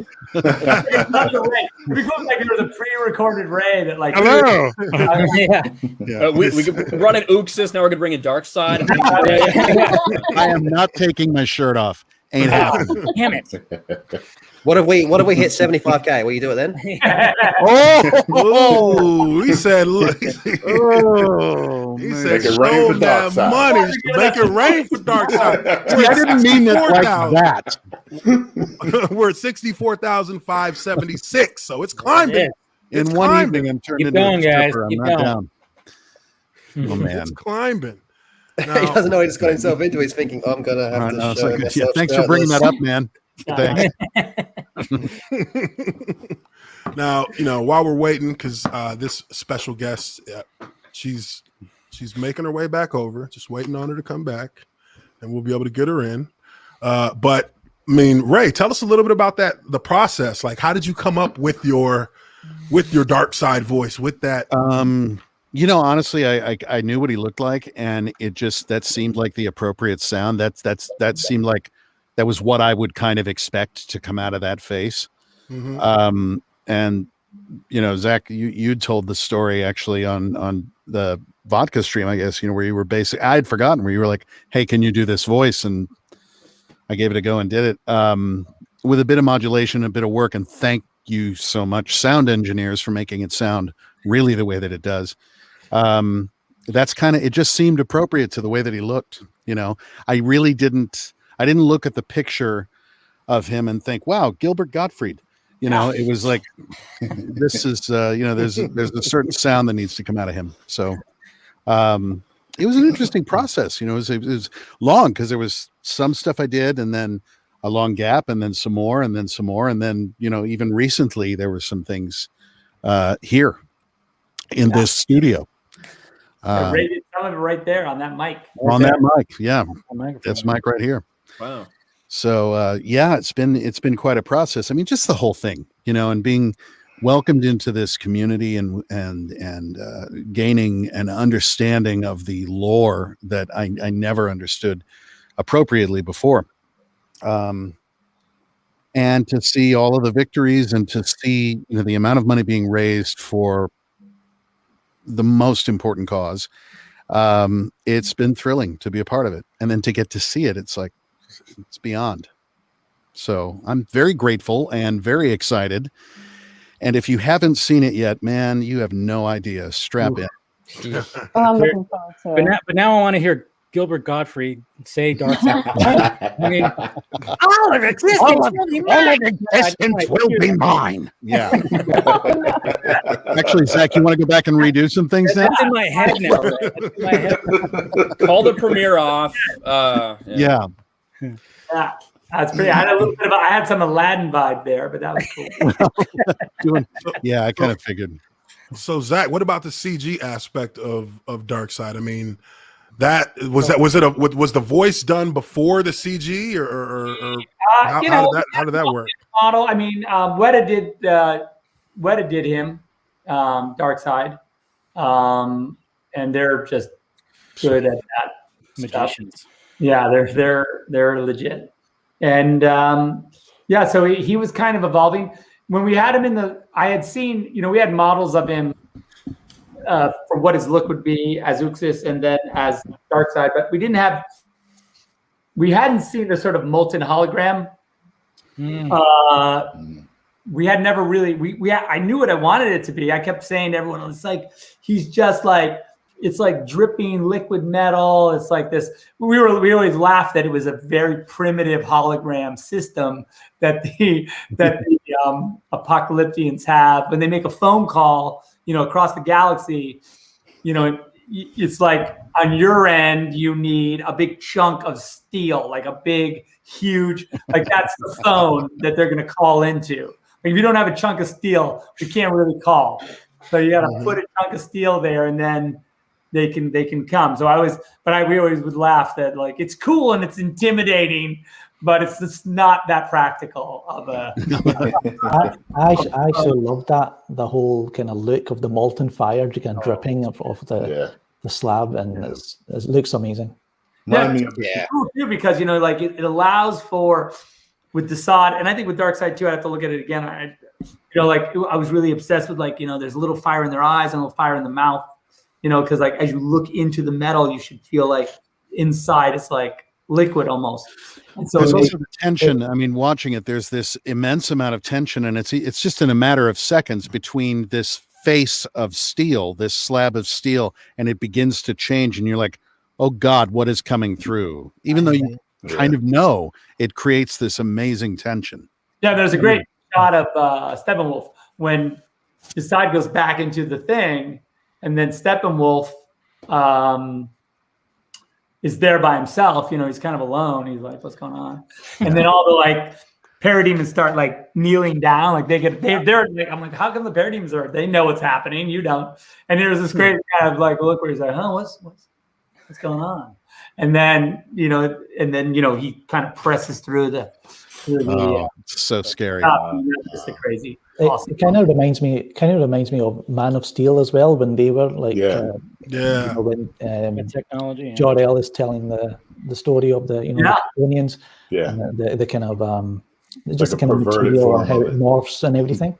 So I can see like, okay, the new gods have that kind of communication as well, but it's just more sinister looking. Yeah, it's a little bit more brutal. Yeah, 100%. Yeah, that was like that was some of the stuff we talked about, like just trying to keep everything they do is brutal. They don't know how to.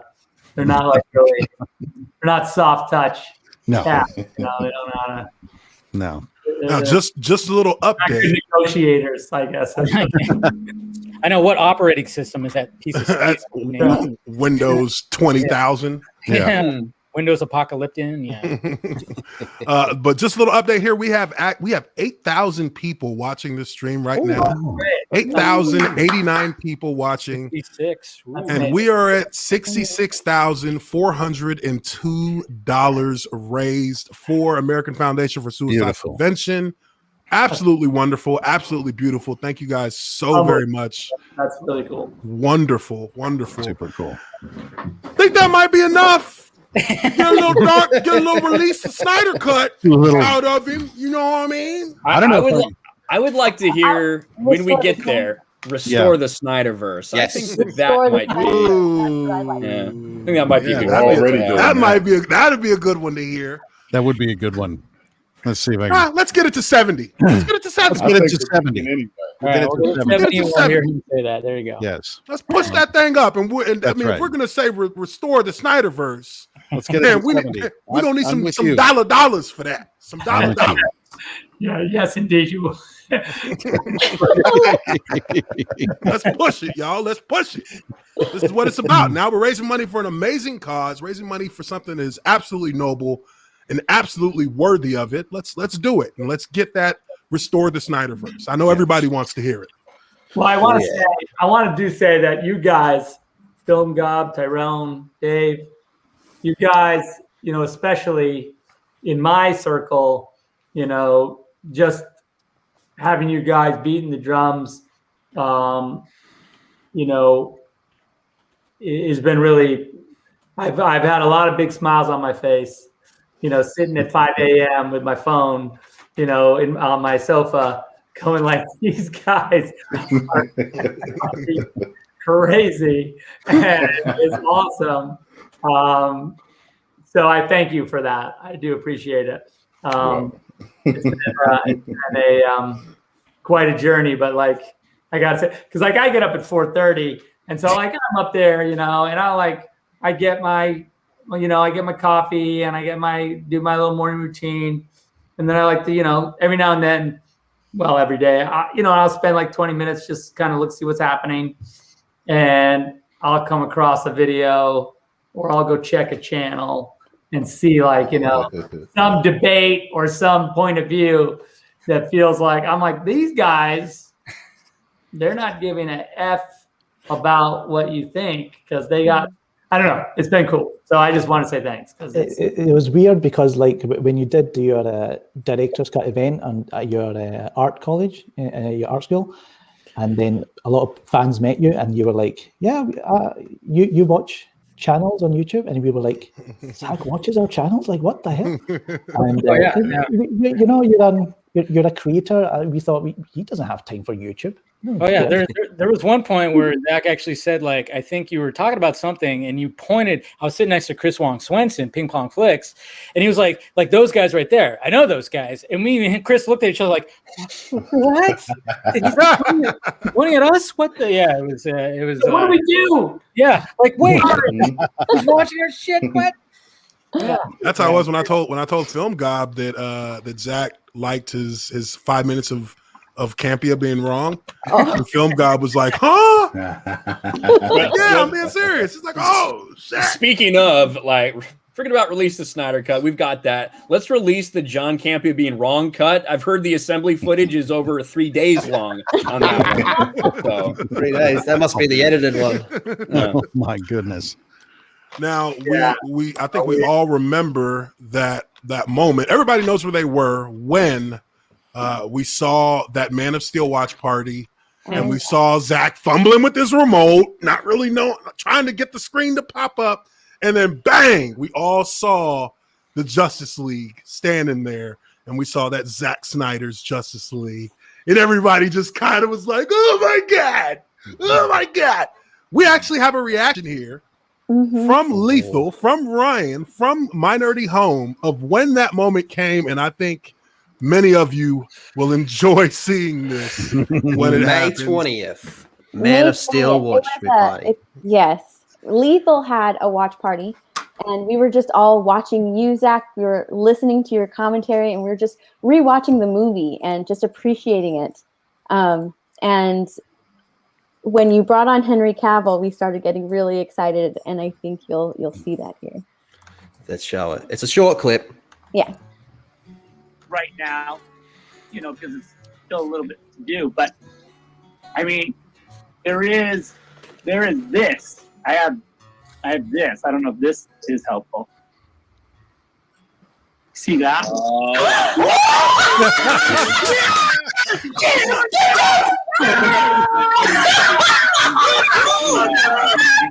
We won! The game's over!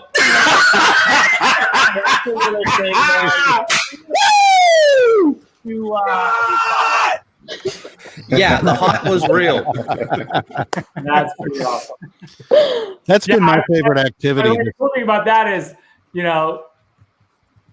then cut to me for whatever that's June, July, August, September, October, November, December, January, just in a dark room.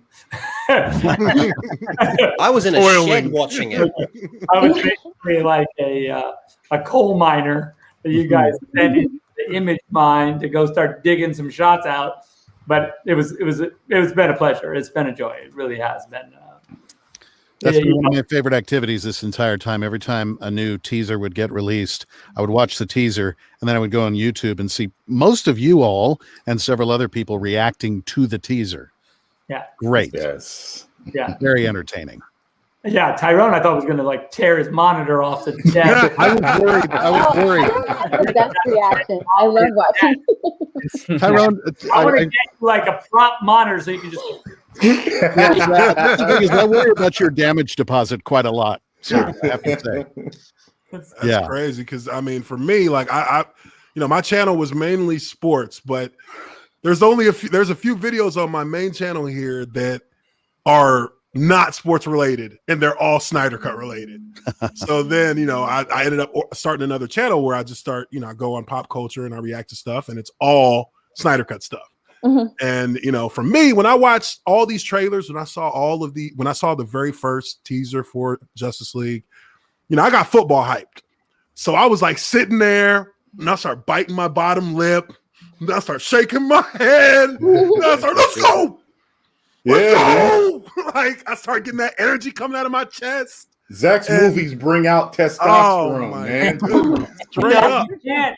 I don't know. It's Uche, you got to be careful. You got to tell the guys if they watch the movie, they could get drug tested and be like, they might have. That's a downside. But not a professional athlete. It's just great for your workout because then man. I mean, correct me if I'm wrong, but didn't 300 spawn a ton of different Spartan runs, Spartan workouts? Oh my God! Yeah. They still haven't paid you for that. Hell, you're responsible for that whole movement. That's nuts. That's funny. It's true. And there's a lot of guys that Mark Twight, who trained those guys. There's a lot of 300 workouts that he's I don't know who these guys are. I never met them. I don't know who they are, but they're involved with the 300 workout. And I was like, oh, that's cool. It's good. It's funny because when Eli was in high school, he played, he'd playing football at Maranatha, and he's in 300. He plays the Baby Unitas, and when they would come out onto the field, they would play dun, dun, dun, dun, dun, dun, dun, dun, dun, dun, dun, right? And he was just going, honestly. And they didn't even, I think at that point, the coach didn't even know he was in 300. He hadn't even put it together. And Eli was like, are you serious? Do that song. It's crazy because even in NFL games, I know in Jacksonville, there was one year where we had the 300, some of those real hype parts of 300, where Leonidas is like, Spartans, prepare for battle. And like we're on the sidelines after warm-ups, and we're getting, guys are getting ready to go out for the coin toss, and they start that. And like even then, dude, like even as like a modern day gladiator, like standing on the sideline, and we see that you see guys on the sideline just like, let's go! Yeah. Let's go! Let's go! It's the what is your profession line? The what is your profession line? Yeah. That was like any kind of sporting event, anything like that. That is where exactly. That's I saw a video where where they actually had him come out and say it to. It was the whatever college it is that the Spartans is there. Michigan State. State. They had. I gotta find that. Out. Yeah, it's a great video. Yes, they brought him out onto the field and just handed him a mic, and he was like, "Spartans, what is your and the whole place? It was. I gotta find that. Yeah, that's crazy. That's crazy. And that's like forever ingrained in pop culture. Like that will forever be ingrained in it. And that's something you did. That's something you made. I got that Smallville Spartans jacket for you. Yeah. In the auction. I had that jacket, because I was when we were trying to figure out like, oh, what is the mascot of Smallville? I was like, Spartans, right? Yeah, Spartan. That makes sense. I mean, why wouldn't the Smallville high school mascot be Spartans? And so it's a pretty good, pretty cool jacket. I hope someone enjoys it. Because it's they're bidding on it. I'll tell you that. What's the bid at? Yeah. Ryan, you want to pull that up real quick so we can see where the bids are at? Because let me refresh. The bids were already crazy. Like at the very beginning, I was like, especially the oil paintings. Yeah. Yeah. So if we include the bids, we're past the 70K. Just saying. Not taking my shirt off, man. These signs started at $100. Oh my Lord! Look at Wow! Look at that. Keep Look going. at the jacket. The jackets at $1,600. They've got 3 bids on that. 500 on the helmets. Those were $250. Whoa. That's amazing. Look at 600, 900, 2,000 for the flying fox. Look at that. The oil 9,100. Wow. Holy shit. Wow. Oh my. That's beautiful. That's pretty cool. That's pretty cool. Wow. That's awesome. I mean, we might be close to 100,000 there, old Ray. Yeah. Ray, what's up, man? Hey, man. Take the shirt off. Take that shirt is staying on. I only have 5 minutes before I got to go down to the thing. Okay, so you got to say it before he leaves, Ray. All right. All right. Should we full screen him? Let me see. Let me give him full screen here. Let me give him full screen here. All right. I'm not. Let me see. Hold on. How do I do? Okay, yeah. There we go. Here we go. I have seen 100,000 DVDs turned to dust. As nullified by Zack Snyder's Justice League, I will stride across their broken cases, and all of the Snyderverse shall be yours.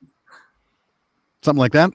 One more. We got one more phrase in there. Hey, restore. Restore the Snyderverse. That's there it is. That's the one. Awesome. Never go anywhere without an actor. We have 2 on this.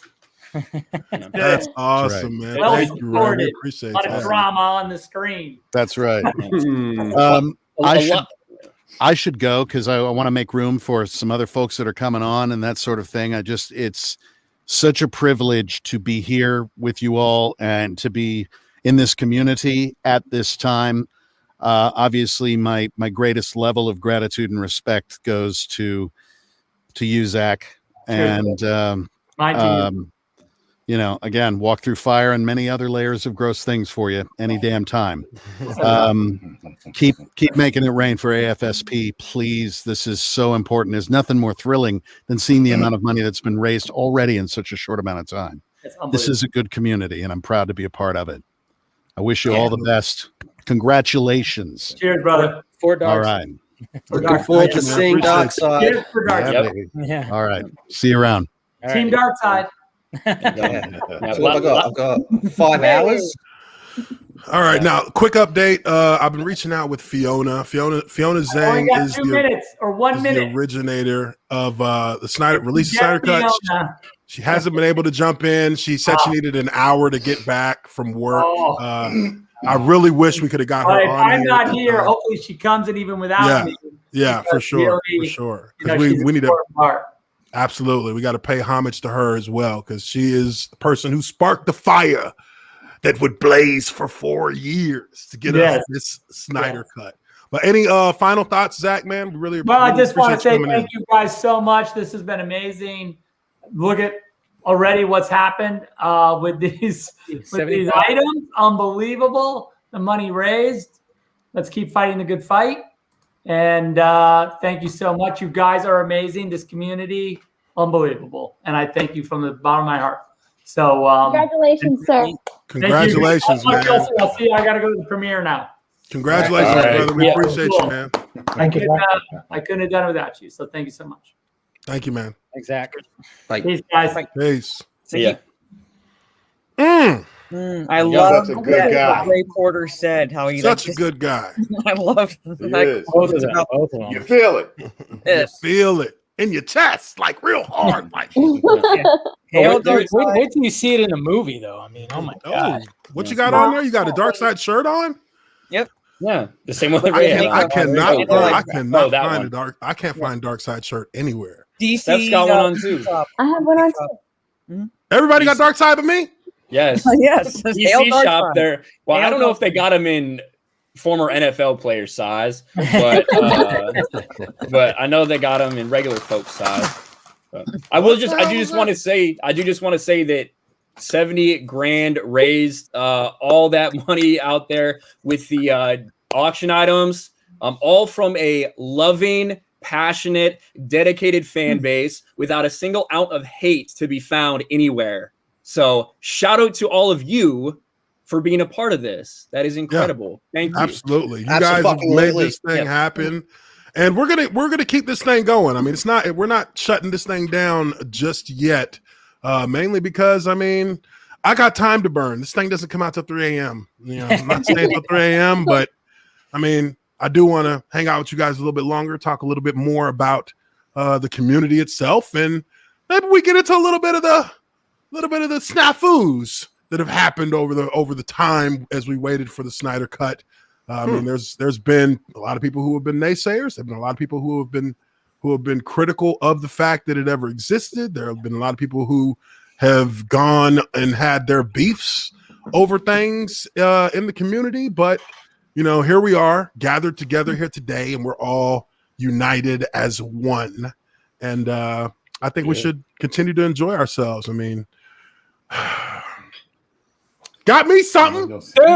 What are you talking what y'all about? trying to do? He's ready to celebrate. I'm ready to celebrate.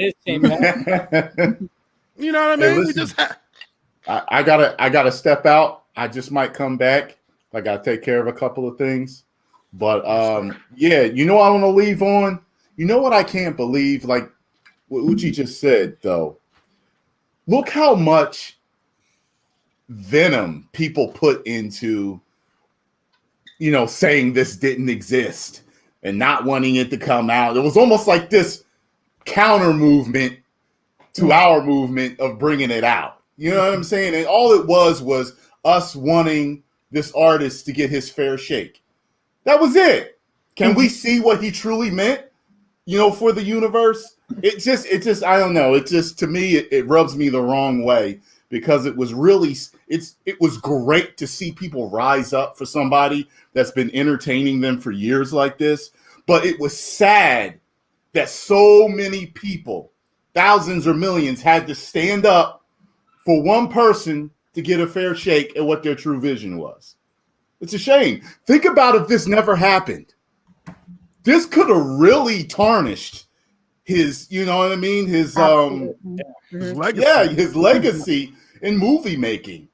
And now it makes me wonder just how many people has it happened to in Hollywood, whether it be an actor, like maybe Jared Leto. We didn't get to really see what he could do with the Joker.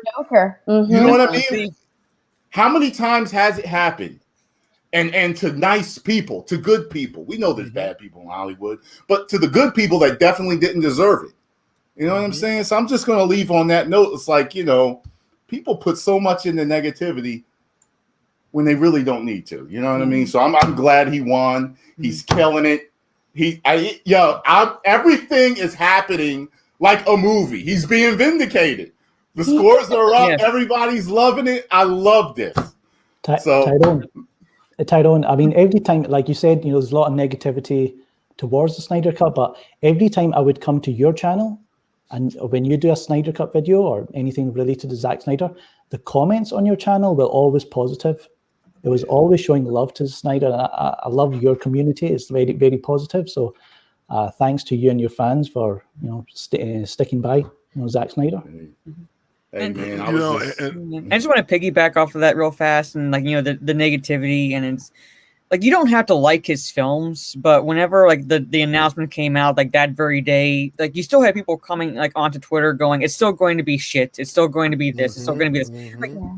Like, you couldn't give us one day to be happy that, you know, we were seeing like this man whose vision was butchered by suits at Warner Brothers, like at least have his opportunity to show what he would have given us in the theaters in 2017. Right. Like, you couldn't give us one day for that.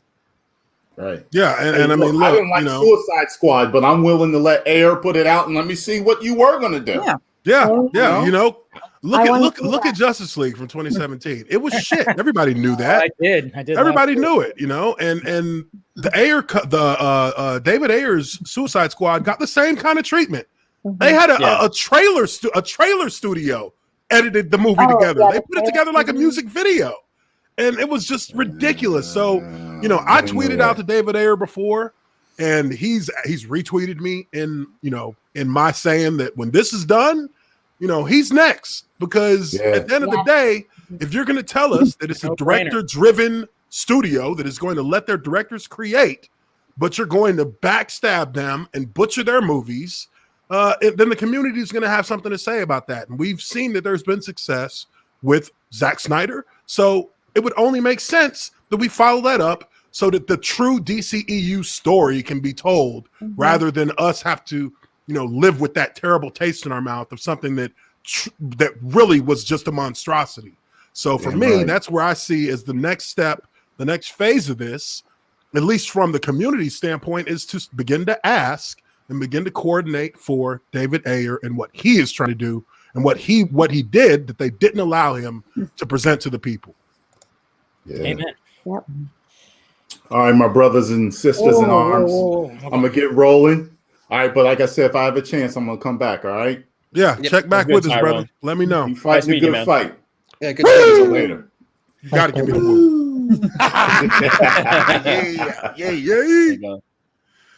woo. Here we go. So, well, and speaking of, like, he brought up people being excited for Jared Leto's Joker. Weta Workshop, who, you know, teased the Dark Side and the Desaad statues and the Superman statues, they've just in the past couple hours teased that they're working on something else. Yes.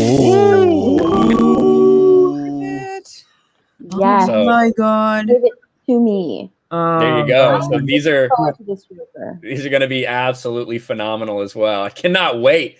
Of course, they put out this teaser of that's what the Superman figure is going to look like. Holy shit! Full screen that and play it. Let's see it. Yeah, I'll play it here. I'm not sharing my audio, but it shouldn't really matter. That the Oh, sod. the side. Oh wow, that's dope. Wow. Oh my god. Dark Side. Yeah, Dark Side. Oh, he's on his throne. Yeah. Wow. Soups. Look at him. Oh, that's Flap, beautiful. flap. Beautiful. Are they going to release these as models, or? I think this is it's coming soon. These are going to be their new. They'd be big statues. Yeah, one quarter size for Dark Side. That's what they said. Wow. Which is insanity. That's a nice big size. Yeah, that's crazy. That's crazy. I mean, look. I mean, I'm ready for the movie. I'm ready for the movie. I mean, I was damn near asking Zach texting them, yo, man, y'all got any screener codes left? You know, I'm trying to, you know, Tyrone's seen it. I'm trying to see it. You know what I mean? Gob and Dave done seen it. I'm trying to see it. What's up? And that was the night when Microsoft crashed and there was no way for anybody to watch it. And a lot of fans didn't get to see the premiere that night. But I think that it's safe to say that, you know, this is like the New Year's Eve for the Snyder community, for the fandom community, because tomorrow it will be a post Snydercut world. Yeah. Snydercut world. We're going from AFSP. Yeah, that's the one. Before Snydercut and after Snydercut. Exactly. BSC and ASC. Now let's check in on this fundraiser. Let's see where we're at. Whoa. Right now we are at $72,270. We are less than $3,000 away from our $75,000 goal. My goodness. Yeah, and this is all for suicide prevention. So it's a really, really good cause. It's something that shouldn't exist, but unfortunately it does, and we're doing what we can to, you know, help. Absolutely. You know, everybody's donations count. And again, you all know this is for a noble cause. And, you know, just because to kind of say, amazing community. So thank you, everyone. You know, you're an amazing community, and we love you all.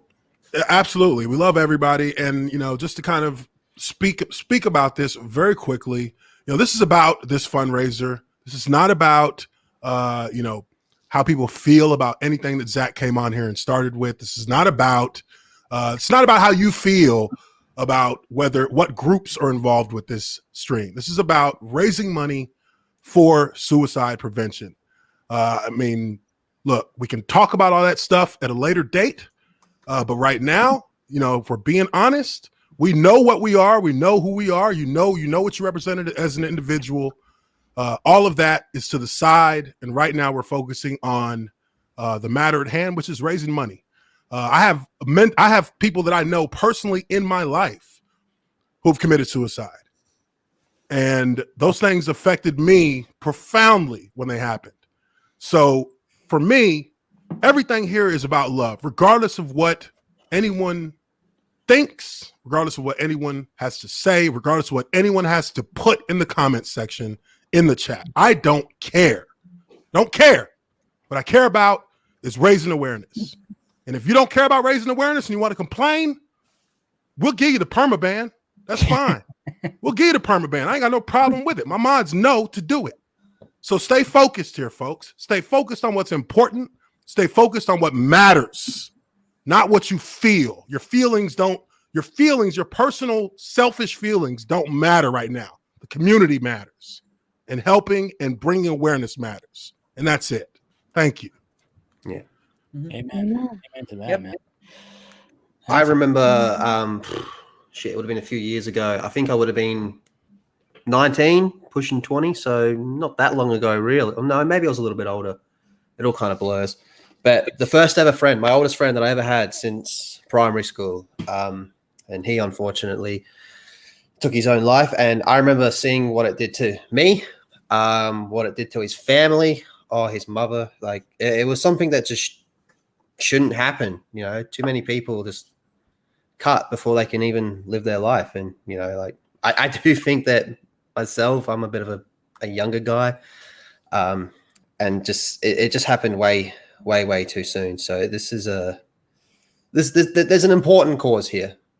That's really what it comes down to at the end of the day. Yeah, absolutely. I mean, and nobody's immune to it. Nobody's immune to it. Everybody knows of someone who has been affected by this. So again, you know, that was my initial intention in doing any of this with Zack Snyder, was just to bring awareness to it, because I could relate directly to what he taught, what he, not necessarily what he felt, because how many of us have lost a child the way that he lost a child? None of us have. I haven't. Well, I'm not going to speak for everybody, because I don't know, but I could only imagine how I would feel and how my life would spiral if I lost one of my daughters. Like that would break me. So, you know, this man went through a lot. He fought, and the community fought for him. And now he's being lifted back up, and he's having his day in the sun. So, you know, I just really honestly feel like that is the only thing that matters. It's the only thing that matters. And people should not be so selfish as to think that because of anything that he said in his initial getting on the stream, that has any relevance to the actual cause that we're here. Like, let's just stick to doing what we do. We all know that what this is about. It's all about love. It's always been about love. And that's how we're going to continue to do things. So yeah, let's talk shit about somebody. Oh man. Before we do that, before we do that, if you guys haven't, or if you're able to, and you haven't yet, go check out that Zack Snyder's Justice League exhibit in Dallas, Texas. It is. I hate your state. I hate my state. I hate your state. I'm from Dallas, and I'm pissed I couldn't get back there to go see it. Oh man, I absolutely loved it. It's not a huge exhibit, but what they have there is fantastic. I touched Batman's costume. I had to get my little hands all over everything. You're not supposed to, but I mean, come on. When am I going to be there again in front of all of these? It's like a museum exhibit. You kind of like side eye, like where the security guard is, and then take a little quick picture. Yeah. Yeah. So it's going to be in Dallas. They don't have an end date. Oh shit! They said it's going to be there for the next couple of months. But if you are able to go check that out, yeah, check it out. It's definitely worth seeing. Oh, guys, we got one more coming in. Hold on. Dave, I'm sending you a link. I already sent it. Don't worry. Whoa. Who's back? Hi, I'm back. Hi. He's back. I couldn't stay. Well, I got off. I wanted to get out because I didn't want to overstay my welcome. And then I thought, maybe I'll break it up and it'll give the illusion that I haven't been here that long. No, I just wanted to get out of the way because I knew Fiona was coming on and stuff. But I've been we got room for Fiona. I've been sitting here and I've been watching, since I signed off because I wanted to hear everything that Zach had to say and everything y'all had to say. You guys, obviously don't know it because I haven't had a chance, but I've seen all of your channels. I've seen all of your stuff and I really like what you do and mad respect. I mean, I know Dave, I was on the vodka stream and but all you guys and what you've done has been absolutely immense. I loved what you had to say and I'm not going to belabor the topic much, Uche, but I've been reading some of the comments and, I think people with the bravery of being out of range, being behind a keyboard will say a lot of things that they normally wouldn't say straight up individual to individual, and stuff can get very heated and some very ugly things can get said. Also misunderstandings occur as well. Your point about this being about unity, about peace, and about one single cause. I've lost a number of people to suicide, and they don't just kill themselves, they kill my dreams for them. They kill my future with them. They kill a whole host of people around them. That's one of the greatest tragedies about it and why we have to have better apparatus in place to help people that need it. That's the only thing that matters. I don't care who you voted for. I don't care who you think is okay to sleep with or not. I really don't care. It's irrelevant. It comes down to individuals. It comes down to people and what people have done in getting this film seen. I'm here because of y'all. I have this t-shirt because of y'all. My undying gratitude for that. But look at all the money that's been raised tonight. Unbelievable. I think when you hold that up against hurt feelings, misunderstandings, that sort of thing, I think we can let some of that hate, some of that ugliness go in the name of what actually matters. I've met some amazing, wonderful people through this movement and never discuss their politics or their views on stuff because it's irrelevant. The point is we love this thing. We want it to happen. I mean, I'm sort of weird. I feel like an exchange student in a way. I was welcomed into this community by everybody. There was never anybody that was like, who the fuck is Ray Porter? Yes, it happened on Reddit, but that's Reddit. But no, nobody on Twitter and certainly none of you with your channels and that sort of thing. And you will always have my gratitude and respect for that. Thank you. That's Ray. all that matters. That's the point, because those are our commonalities, So anyway, I don't mean to belabor what you said it so much better than I could have. Uche, but I just wanted to chime in on that and say thank you. No, man, of course. And Personally. thank you, man. Thank you. Because I mean, that's genuine right there. Absolutely. Yeah. And just to kind of I know y'all are gonna like this, just kind of boost things a little bit for everybody in here. Yeah. I got a genuine killer. And I know that's kind of a paradoxical thing to say, but I think that you'll agree with me that this is the right kind of genuine killer to bring in to this stream. Deathstroke himself. Shit. There he is. What is up, Joe? Joe Manganiello, what's up, brother? Hey, how are you? Doing good, doing good. Golly, when Dave told me that you wanted to get in on this, I'm like, yeah. Oh shit! My guy hits me. Goes, hey, Joe Ming wants to come on. I'm like, who? Like freaking out over here, man. Man. Hello. Nice to see you all. Thanks for having me. What a great cause. So I'm just very happy to be here. You know, I found out about this obviously through Zach, and you know, I just wanted to be here to support. And I think what you're doing, what everybody's doing here, is great, helping to raise awareness and you know, steer some people into the light. And I think that's such a great. You know, something really great and positive. And so, yeah, man, I wanted to be here and obviously celebrate the release of Zack's cut and the movie that Zack wanted to make, and something that I was so fortunate for him to call me. You know, when the Batman movie didn't happen, I really thought maybe that was going to be it. You know, so it's been cool to come back and be a part of Zack's vision for Justice League. Oh yeah, oh yeah. And Nice I see to you got meet that you, Joe. Deathstroke statue back there. Let's take a look at that. Oh yeah, that was where is it? This Yeah, that was a gift from Sideshow Collectibles and Joel McHale. My buddy Joel McHale. I've been on like every incarnation of his show, so he got me a gift after the last one, and it was that. It's awesome, man. Awesome, man. Nice. Awesome. So tell us a little bit about you know, the process coming back into it with Zach, and you know, getting back into that. You know, obviously you had the mohawk, which was dope. You got any more pictures, anything like that you want to share that maybe, you know, but definitely talk about the process that you went through, because I'm interested to kind of hear how everything went from like working with Ben, and you guys are getting ready. We all remember the little test script, the little test shot of the Deathstroke armor. Retweeted it the other day. And you know, and you looked cool in the 2017 debacle. You looked cool at the end, and that was a part where I was like, "That's dope."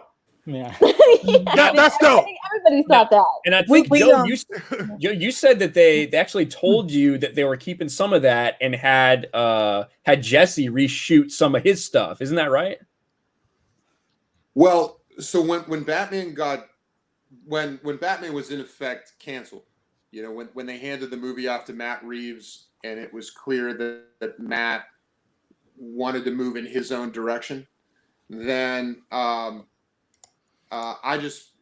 thought that was it. It's over. And that scene that we shot, the scene that I shot with Jesse teasing the movie with Ben, I just thought it was gone. But they called me as Justice League was about to release in theaters, and then they're like, "Oh, by the way, we brought Jesse in and reshot all of his dialogue from his side to tease a Justice League 2 Injustice movie."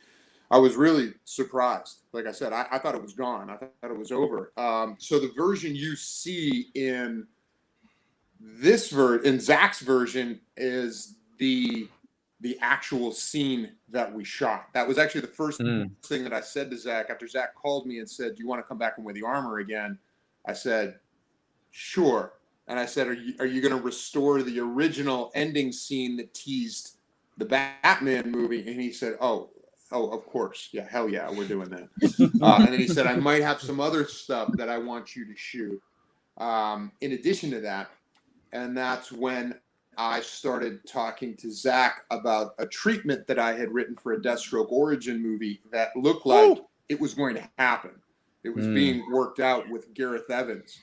And that was something that I was really excited about. I love Gareth, and Gareth would never, he still hasn't shot a studio film. He likes his autonomy. He's a real, you know, he is an auteur that works outside of the system and kind of marches to the beat of his own drum. If you watch the Raid movies, for example. So, but he was going to make this his big studio masterpiece debut, and I felt very lucky to even be talking with him about that. And so when that didn't happen, I just thought, well, it's over, you know. So it was very cool to have Zach call me back and think about me and get to work with him, because, you know, I was cast by Ben, so I was part of Ben's vision. And of course, Zach shot the end credit sequence for Justice League, but like I really wasn't part of Zach's universe until now. And so now I actually have, you know, I have a place at the table in Zach's vision, and that was really fun to get to come back and do that. So when it came to like that hair, the mohawk, I mean, it was funny because when Zach talked about that, I mean, when he came on the first time, when he came on my show, he brought up your hair as a joke, because everybody started doing like, you know, pulling out their magnifying glass, like, why is Joe, why does he have hair like that? We're like, wait, that's interesting. And then Zach brought it up too, and he goes, hey, did you see Joe's hair? And we made a joke, and I was like, oh, it's for Magic Mike 3. What are you talking about? That's what it's for, you know. But you know, but he brought it up, and so you actually had the idea for the hair, right? Yeah, there were things that came out of the Deathstroke origin story, and there were certain little pieces that were applicable to even as you know, as much of a tease as my, you know, my contribution to this was, as short-lived as it is. There were things that could be fit in that kind of basically, like, you know, we didn't get to see the origin film, but in Zach's cut, you get to see some of the aftermath of what would have happened after the origin film. So the mohawk was one part of that. Yeah. And also, you know, there have been other incarnations of Deathstroke, but this one's mine, and I get to put my stink on it.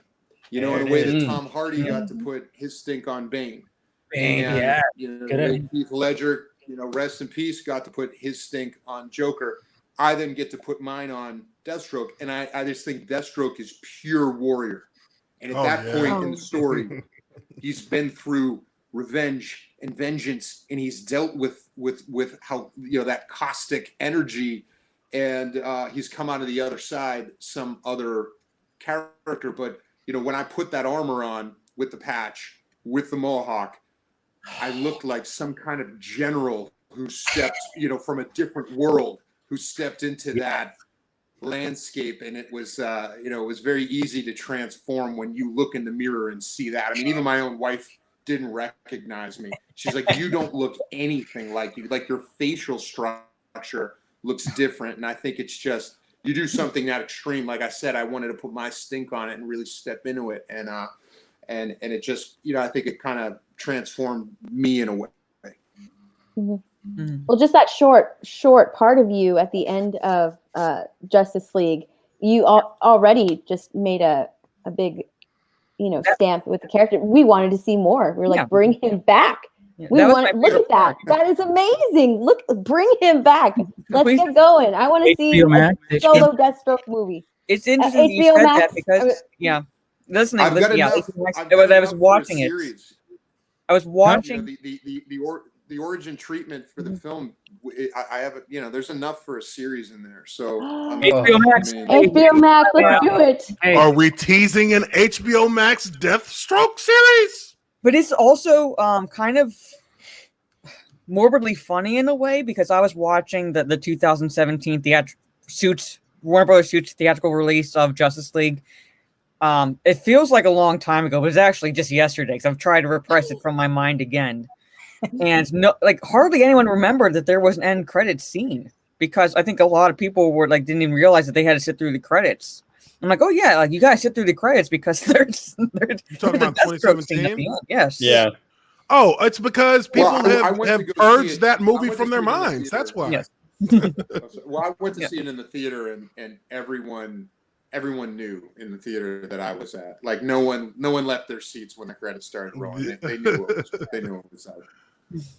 Yeah, no, that's awesome. I mean, like I said, man, when I watched it in the theaters, that was like the one. I mean, honestly, that was the part. I mean, after the feeling after the movie ended, where it was. I mean, I knew that this was a movie that was butchered, but knowing, and I knew that that little mid credit scene was coming up.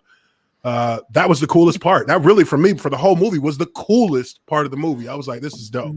This is dope. Now, I always imagined Deathstroke and Batman. I always imagined that movie to play out like Arkham Origins, how Deathstroke and Batman had that epic cinematic fight in the little CG intro for the movie. I mean, for the game. And then I read that Ben was actually trying to bring that style to life with the conflict between Deathstroke and Batman. Did y'all even get into that talking about the battles between them or anything like that? How it would be strategized? Yes, yeah. When I originally met with Ben, I thought it was for 2 secret projects, one that shot one day and then another that would shoot for 6 months. So doing the math, I figured that's probably Justice League and something involving Batman. And so when I met with him, he said, do you know why we're meeting? And I said, no, I don't. I said, I have a million ideas. I said, is it for like Azrael, for example? That was Azrael. Oh. Yeah. And Ben said, no, you're here for Deathstroke. And I went, oh, okay. I said, interesting. And then we talked about that Tim Miller directed piece for Arkham Origins that actually was instrumental in him then, making the comedic version of Deathstroke of Slade Wilson, which was, Deadpool, Wade Wilson. And I actually became friends with Tim over the past few years, and we actually worked on something secret that'll come out next year, I think. Over the COVID kind of hiatus.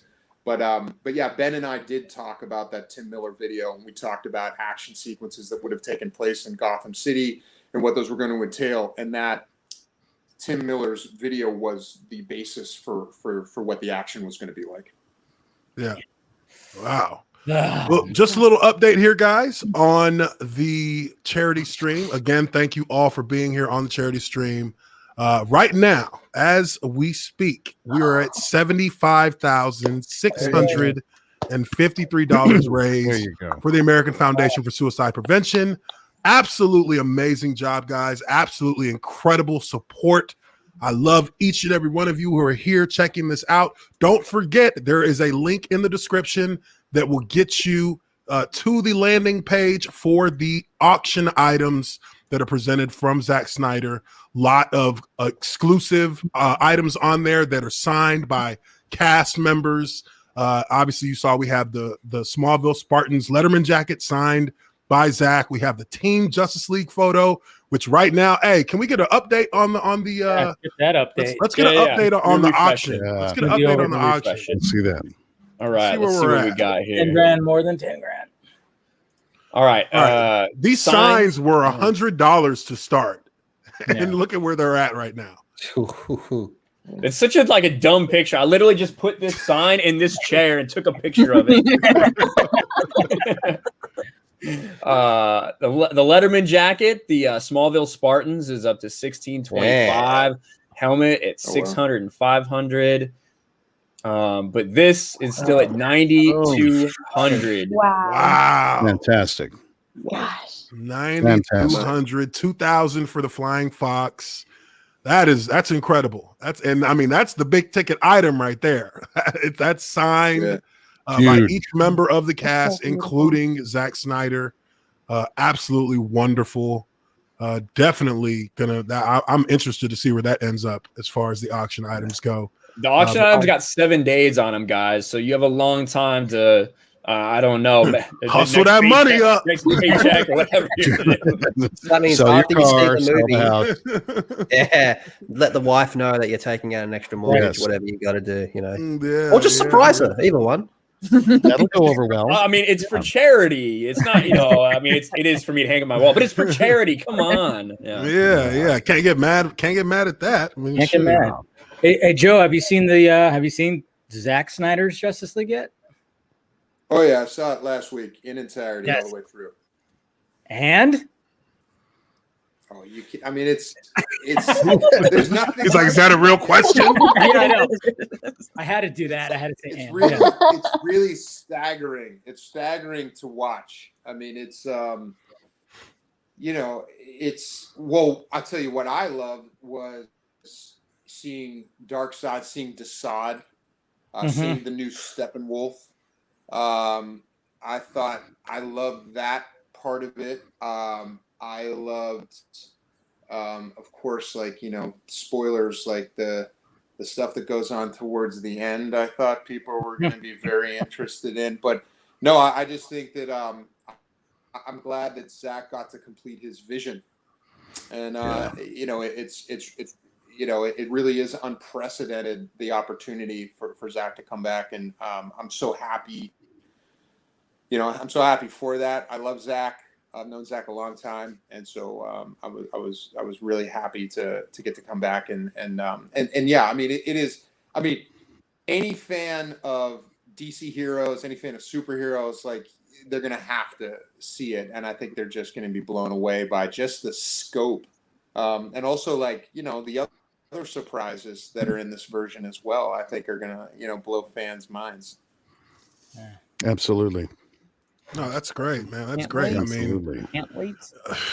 man, I mean, it's crazy because now, as we all sit here, you know, it keeps rewinding in my head. What could have been? What could have been? What could have been? I mean, there was a path there that we saw that really was. I mean, a lot of us were interested to see that path play out, but I think that there's a lot of satisfaction with what we're getting here come the 18th.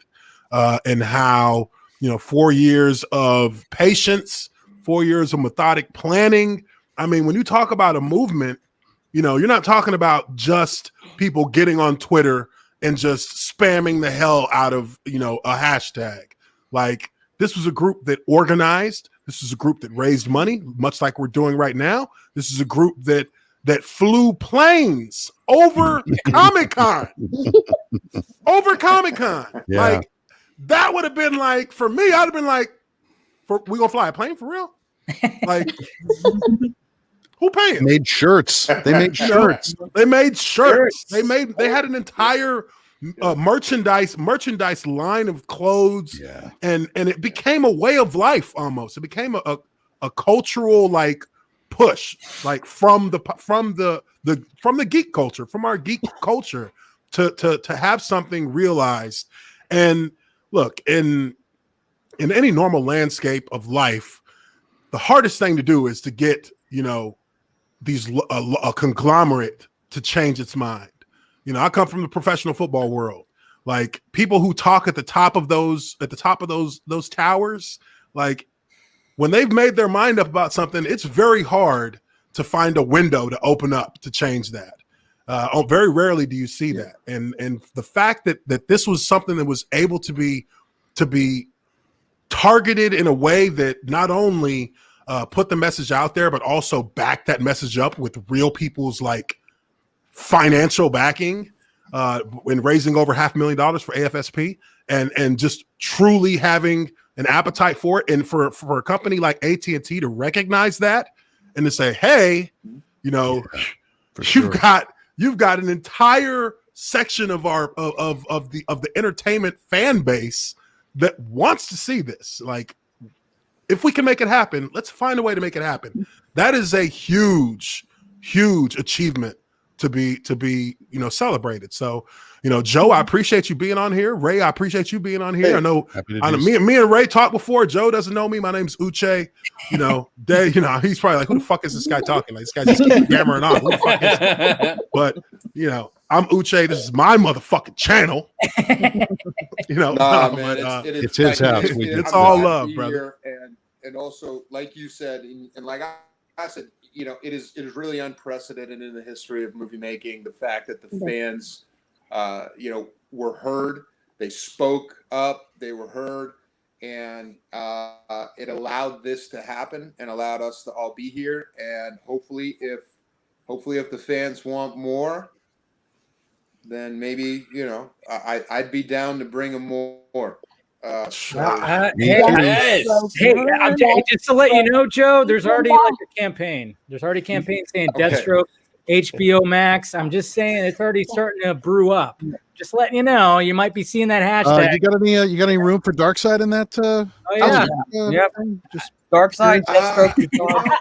I don't want to turn restore. anyone Let's just off, restore the but status. you know what I loved, and I'll say this and then I'll bounce out. But I will say that, you know, from the beginning, my whole stance was I said to everyone involved, please, I don't want Deathstroke to have powers. I want it to be super grounded. Mm-hmm. Batman is a human who experienced a tragedy, who then became this utopian who believed in a better society, and he spent his money and created the suit and this armory and went out and tried to make a better world. Mm-hmm. Deathstroke, I wanted Deathstroke to be the flip side of that coin. I wanted Deathstroke to be a human being who experienced the tragedy, but instead of going to this utopian altruistic place, he went to this nihilistic place, and then became basically like the embodiment of revenge.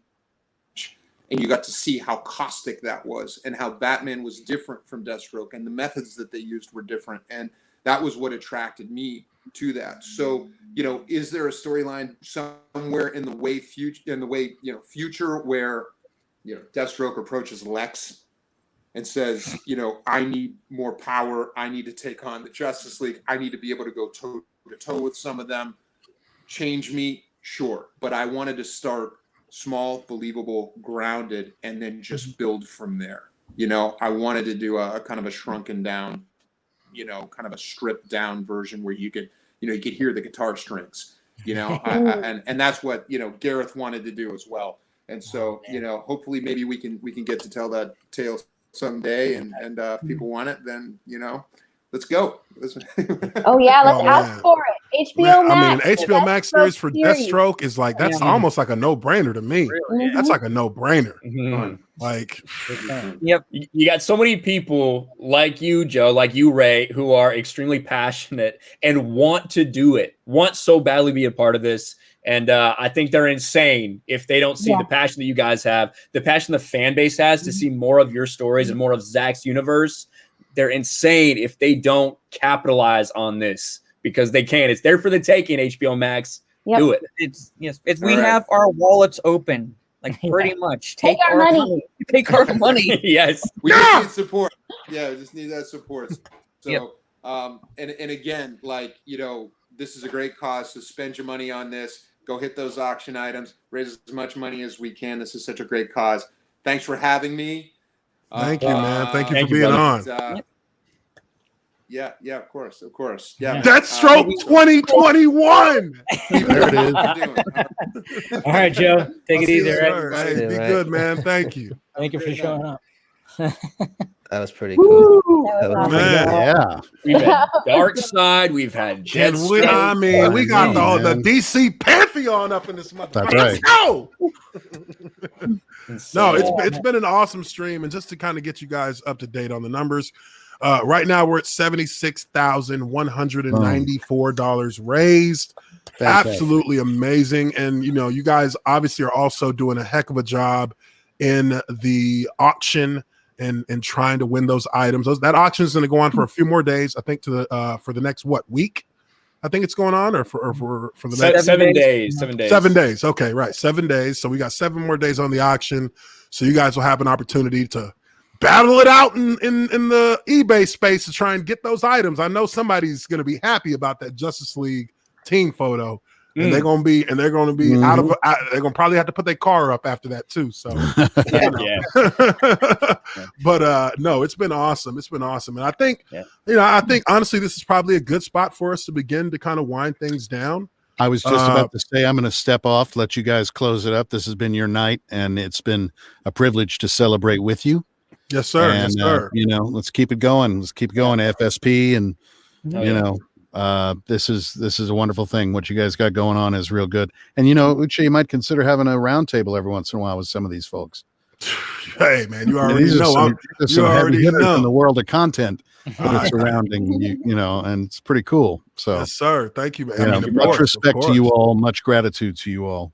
You're awesome. And we'll see you on the other side. Thank you, Ray. Have a good one, guys. brother. Thank you, Ray. Yeah. Bye. Yes. Guys, I think this has turned out to be even more than I could have expected. Dude, 6,000, man. Jeez, man, $76,000 raised. We had 25,000 before we even started, and then you add the other probably like maybe 15,000 more from the auctions. I mean, we're closing in on $100,000. Like, that's amazing, and that's crazy. Awesome. That is crazy. Shit. Yeah, awesome shit. But for an amazing cause, man. And I couldn't thank each of you enough for being in here tonight. I know that everybody, has their own lives, and I'm really thankful that you guys decided to spend some time on here. And I'm really thankful for everybody in the chat. You guys have been great. You guys have shown, overwhelming support for this from the moment go. And and the love is always going to be reciprocated. So, I really believe that, everything that we're doing here is for a greater good, and we're all better for having been a part of it.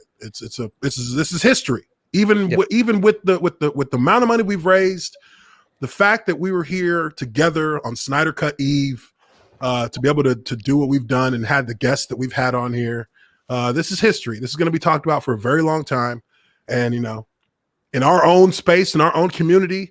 This is something that's never going to be forgotten, Absolutely. Absolutely, man. Yep. Great. So with that, any last, we'll just go around. Everybody can kind of give their last thoughts, and then we can wrap this thing up. So we'll start with Lethal. Yeah. Well, first of all, this has been a great stream. We raised a lot of money for a great cause. Most people know where I stand, but I just want to thank everyone for supporting the charity. Awesome. Ryan? Yeah, really echo those thoughts. This has been a fan movement, alongside Zach and everything that he's got going on. And the fans, you guys showed up today. You showed up and didn't disappoint. You smashed that 50 grand. To put it in perspective, the Snydercut fandom's raised $500,000 for suicide prevention over 3+ years. Tonight, we did over 10% of that. Like, on top of that, that's how insane that is. And that's a testament to all of you in the chat. And so thank you guys so much. Looking forward to a few hours where we can watch this for ourselves. Mm-hmm. Jade? Just basically echoing those sentiments. This is a win for fandom, and the fandom basically demonstrated that tonight. You said you were at 25,000 for the charity, and in the span of just shy of 3 hours, raised $50,000 alone on the charity, and then you combine that with the bids on the donated items, as well as the direct links to the charity itself. We have to basically take into account as well, because there are people who could not use the donate link on YouTube, who I'm pretty sure donated directly through the charity. So just this amazing in our toxicity, ladies and gentlemen, that we have raised close to $100,000 in one evening. Absolutely amazing. You're 100% correct. Steph? Well, thank you, everybody, for donating, and for making this stream just unbelievably successful. That's all thanks to you guys. We completely soared past the goal before Zach even came on, and you could tell in his face he was just amazed at how much support he was receiving. Get ready, because the cut is coming, and I know some of y'all have already watched it, but I'm looking forward to it. I hope everybody has a fantastic night watching it, and oh gosh, it's going to be so much fun. Yeah. and talking about it over, for the rest of the month. Absolutely. That's all we're gonna be doing, is just Easily. talking about it. Easily. Film, Gob, what you got, brother? Yeah, it's been a fun stream. Thanks to Uche for inviting me, and we had some fun, had a lot of good discussion, lots of good, a lot of money raised. Thank you to everyone who donated. Some beautiful words from Reporter as well, and you yourself as well, Uche. And can't wait for the fans to see Snydercut tonight. And the T-shirt that Dave is wearing. When fans, all you fans out there, when you see the film, that T-shirt's going to be very in demand. Yep. I have mine. I got to get one. I got to get a Dark Side fucking shirt. Yeah. Dave, Oh. round us off, brother. Well, Uche, thank you for having me. This has been a lot of fun and craziness. Thank you to Zach. Thank you to Joe. Thank you to Ray. Also, everybody else who showed up. And, just thank you to the fans in the community. I mean, like I said, I've been here since the beginning, and it's been a wild ride, a lot of ups and downs, but mainly positive. And it's just what this fandom has really done. I mean, it's more than just, the movie. It's more than just, any of that. It's all about raising awareness for AFSP, and we definitely have done that in the money raised that we've done. It's just been crazy. And don't forget, guys, it is St. Patty's Day, so I'm going to pour myself another drink too, all you guys. And chat and everything like that. And the live for the red carpet premiere is now next, so go check it out. And cheers, everyone. Thank you, Uche. Thank you, everybody on the panel. Ryan, Lethal, Film Gob, everybody, Jade, Nerdy, Home, everybody. All right, everyone. Now, just before we head off of here, I'm looking at our numbers, and we are right about to touch $77,000. We're at $76,948. An amazing job, man. And look, it takes a lot for people to come out of their wallets the way that you guys have, and we're truly appreciative of that. Truly humbled by it. I am humbled by it. I mean, this is otherworldly to me to see this kind of support from people in such a genuine way. I really appreciate everyone for coming on here. I appreciate the panel for being on here. And tomorrow we begin a new day. We have the Snydercut coming in real time to the world. It will be released. It will be in the wild. And every one of us will have an opportunity to enjoy it if you got HBO Max. And if we're looking for this to, in any way, have a chance of moving forward in the future, it boils down to, more than anything, the numbers for HBO Max. We have to be realistic about this. It is going to boil down to how HBO Max and their subscriber base, and not just a 7-day trial, but are you willing to spend $14 a month as your investment in being a part of the Snyderverse moving forward and being a part of the Snyderverse being restored? If you want the Snyderverse restored, like we've been doing for 4 years to get the Snyder Cut released, you need to invest. And an investment in it means you have to have skin in the game, which means you have to pull some money out of your wallet, and you have to lay it on the table and say, this is what I'm putting up, restore the Snyderverse. That's where it starts. And once we do that, all of the other pieces will fall in place. We take care of the little things first, and the big things will take care of themselves. So with all that being said, I appreciate you guys so much. Love each and every one of you that were on the stream tonight. Love everybody here on the panel. I appreciate all of you.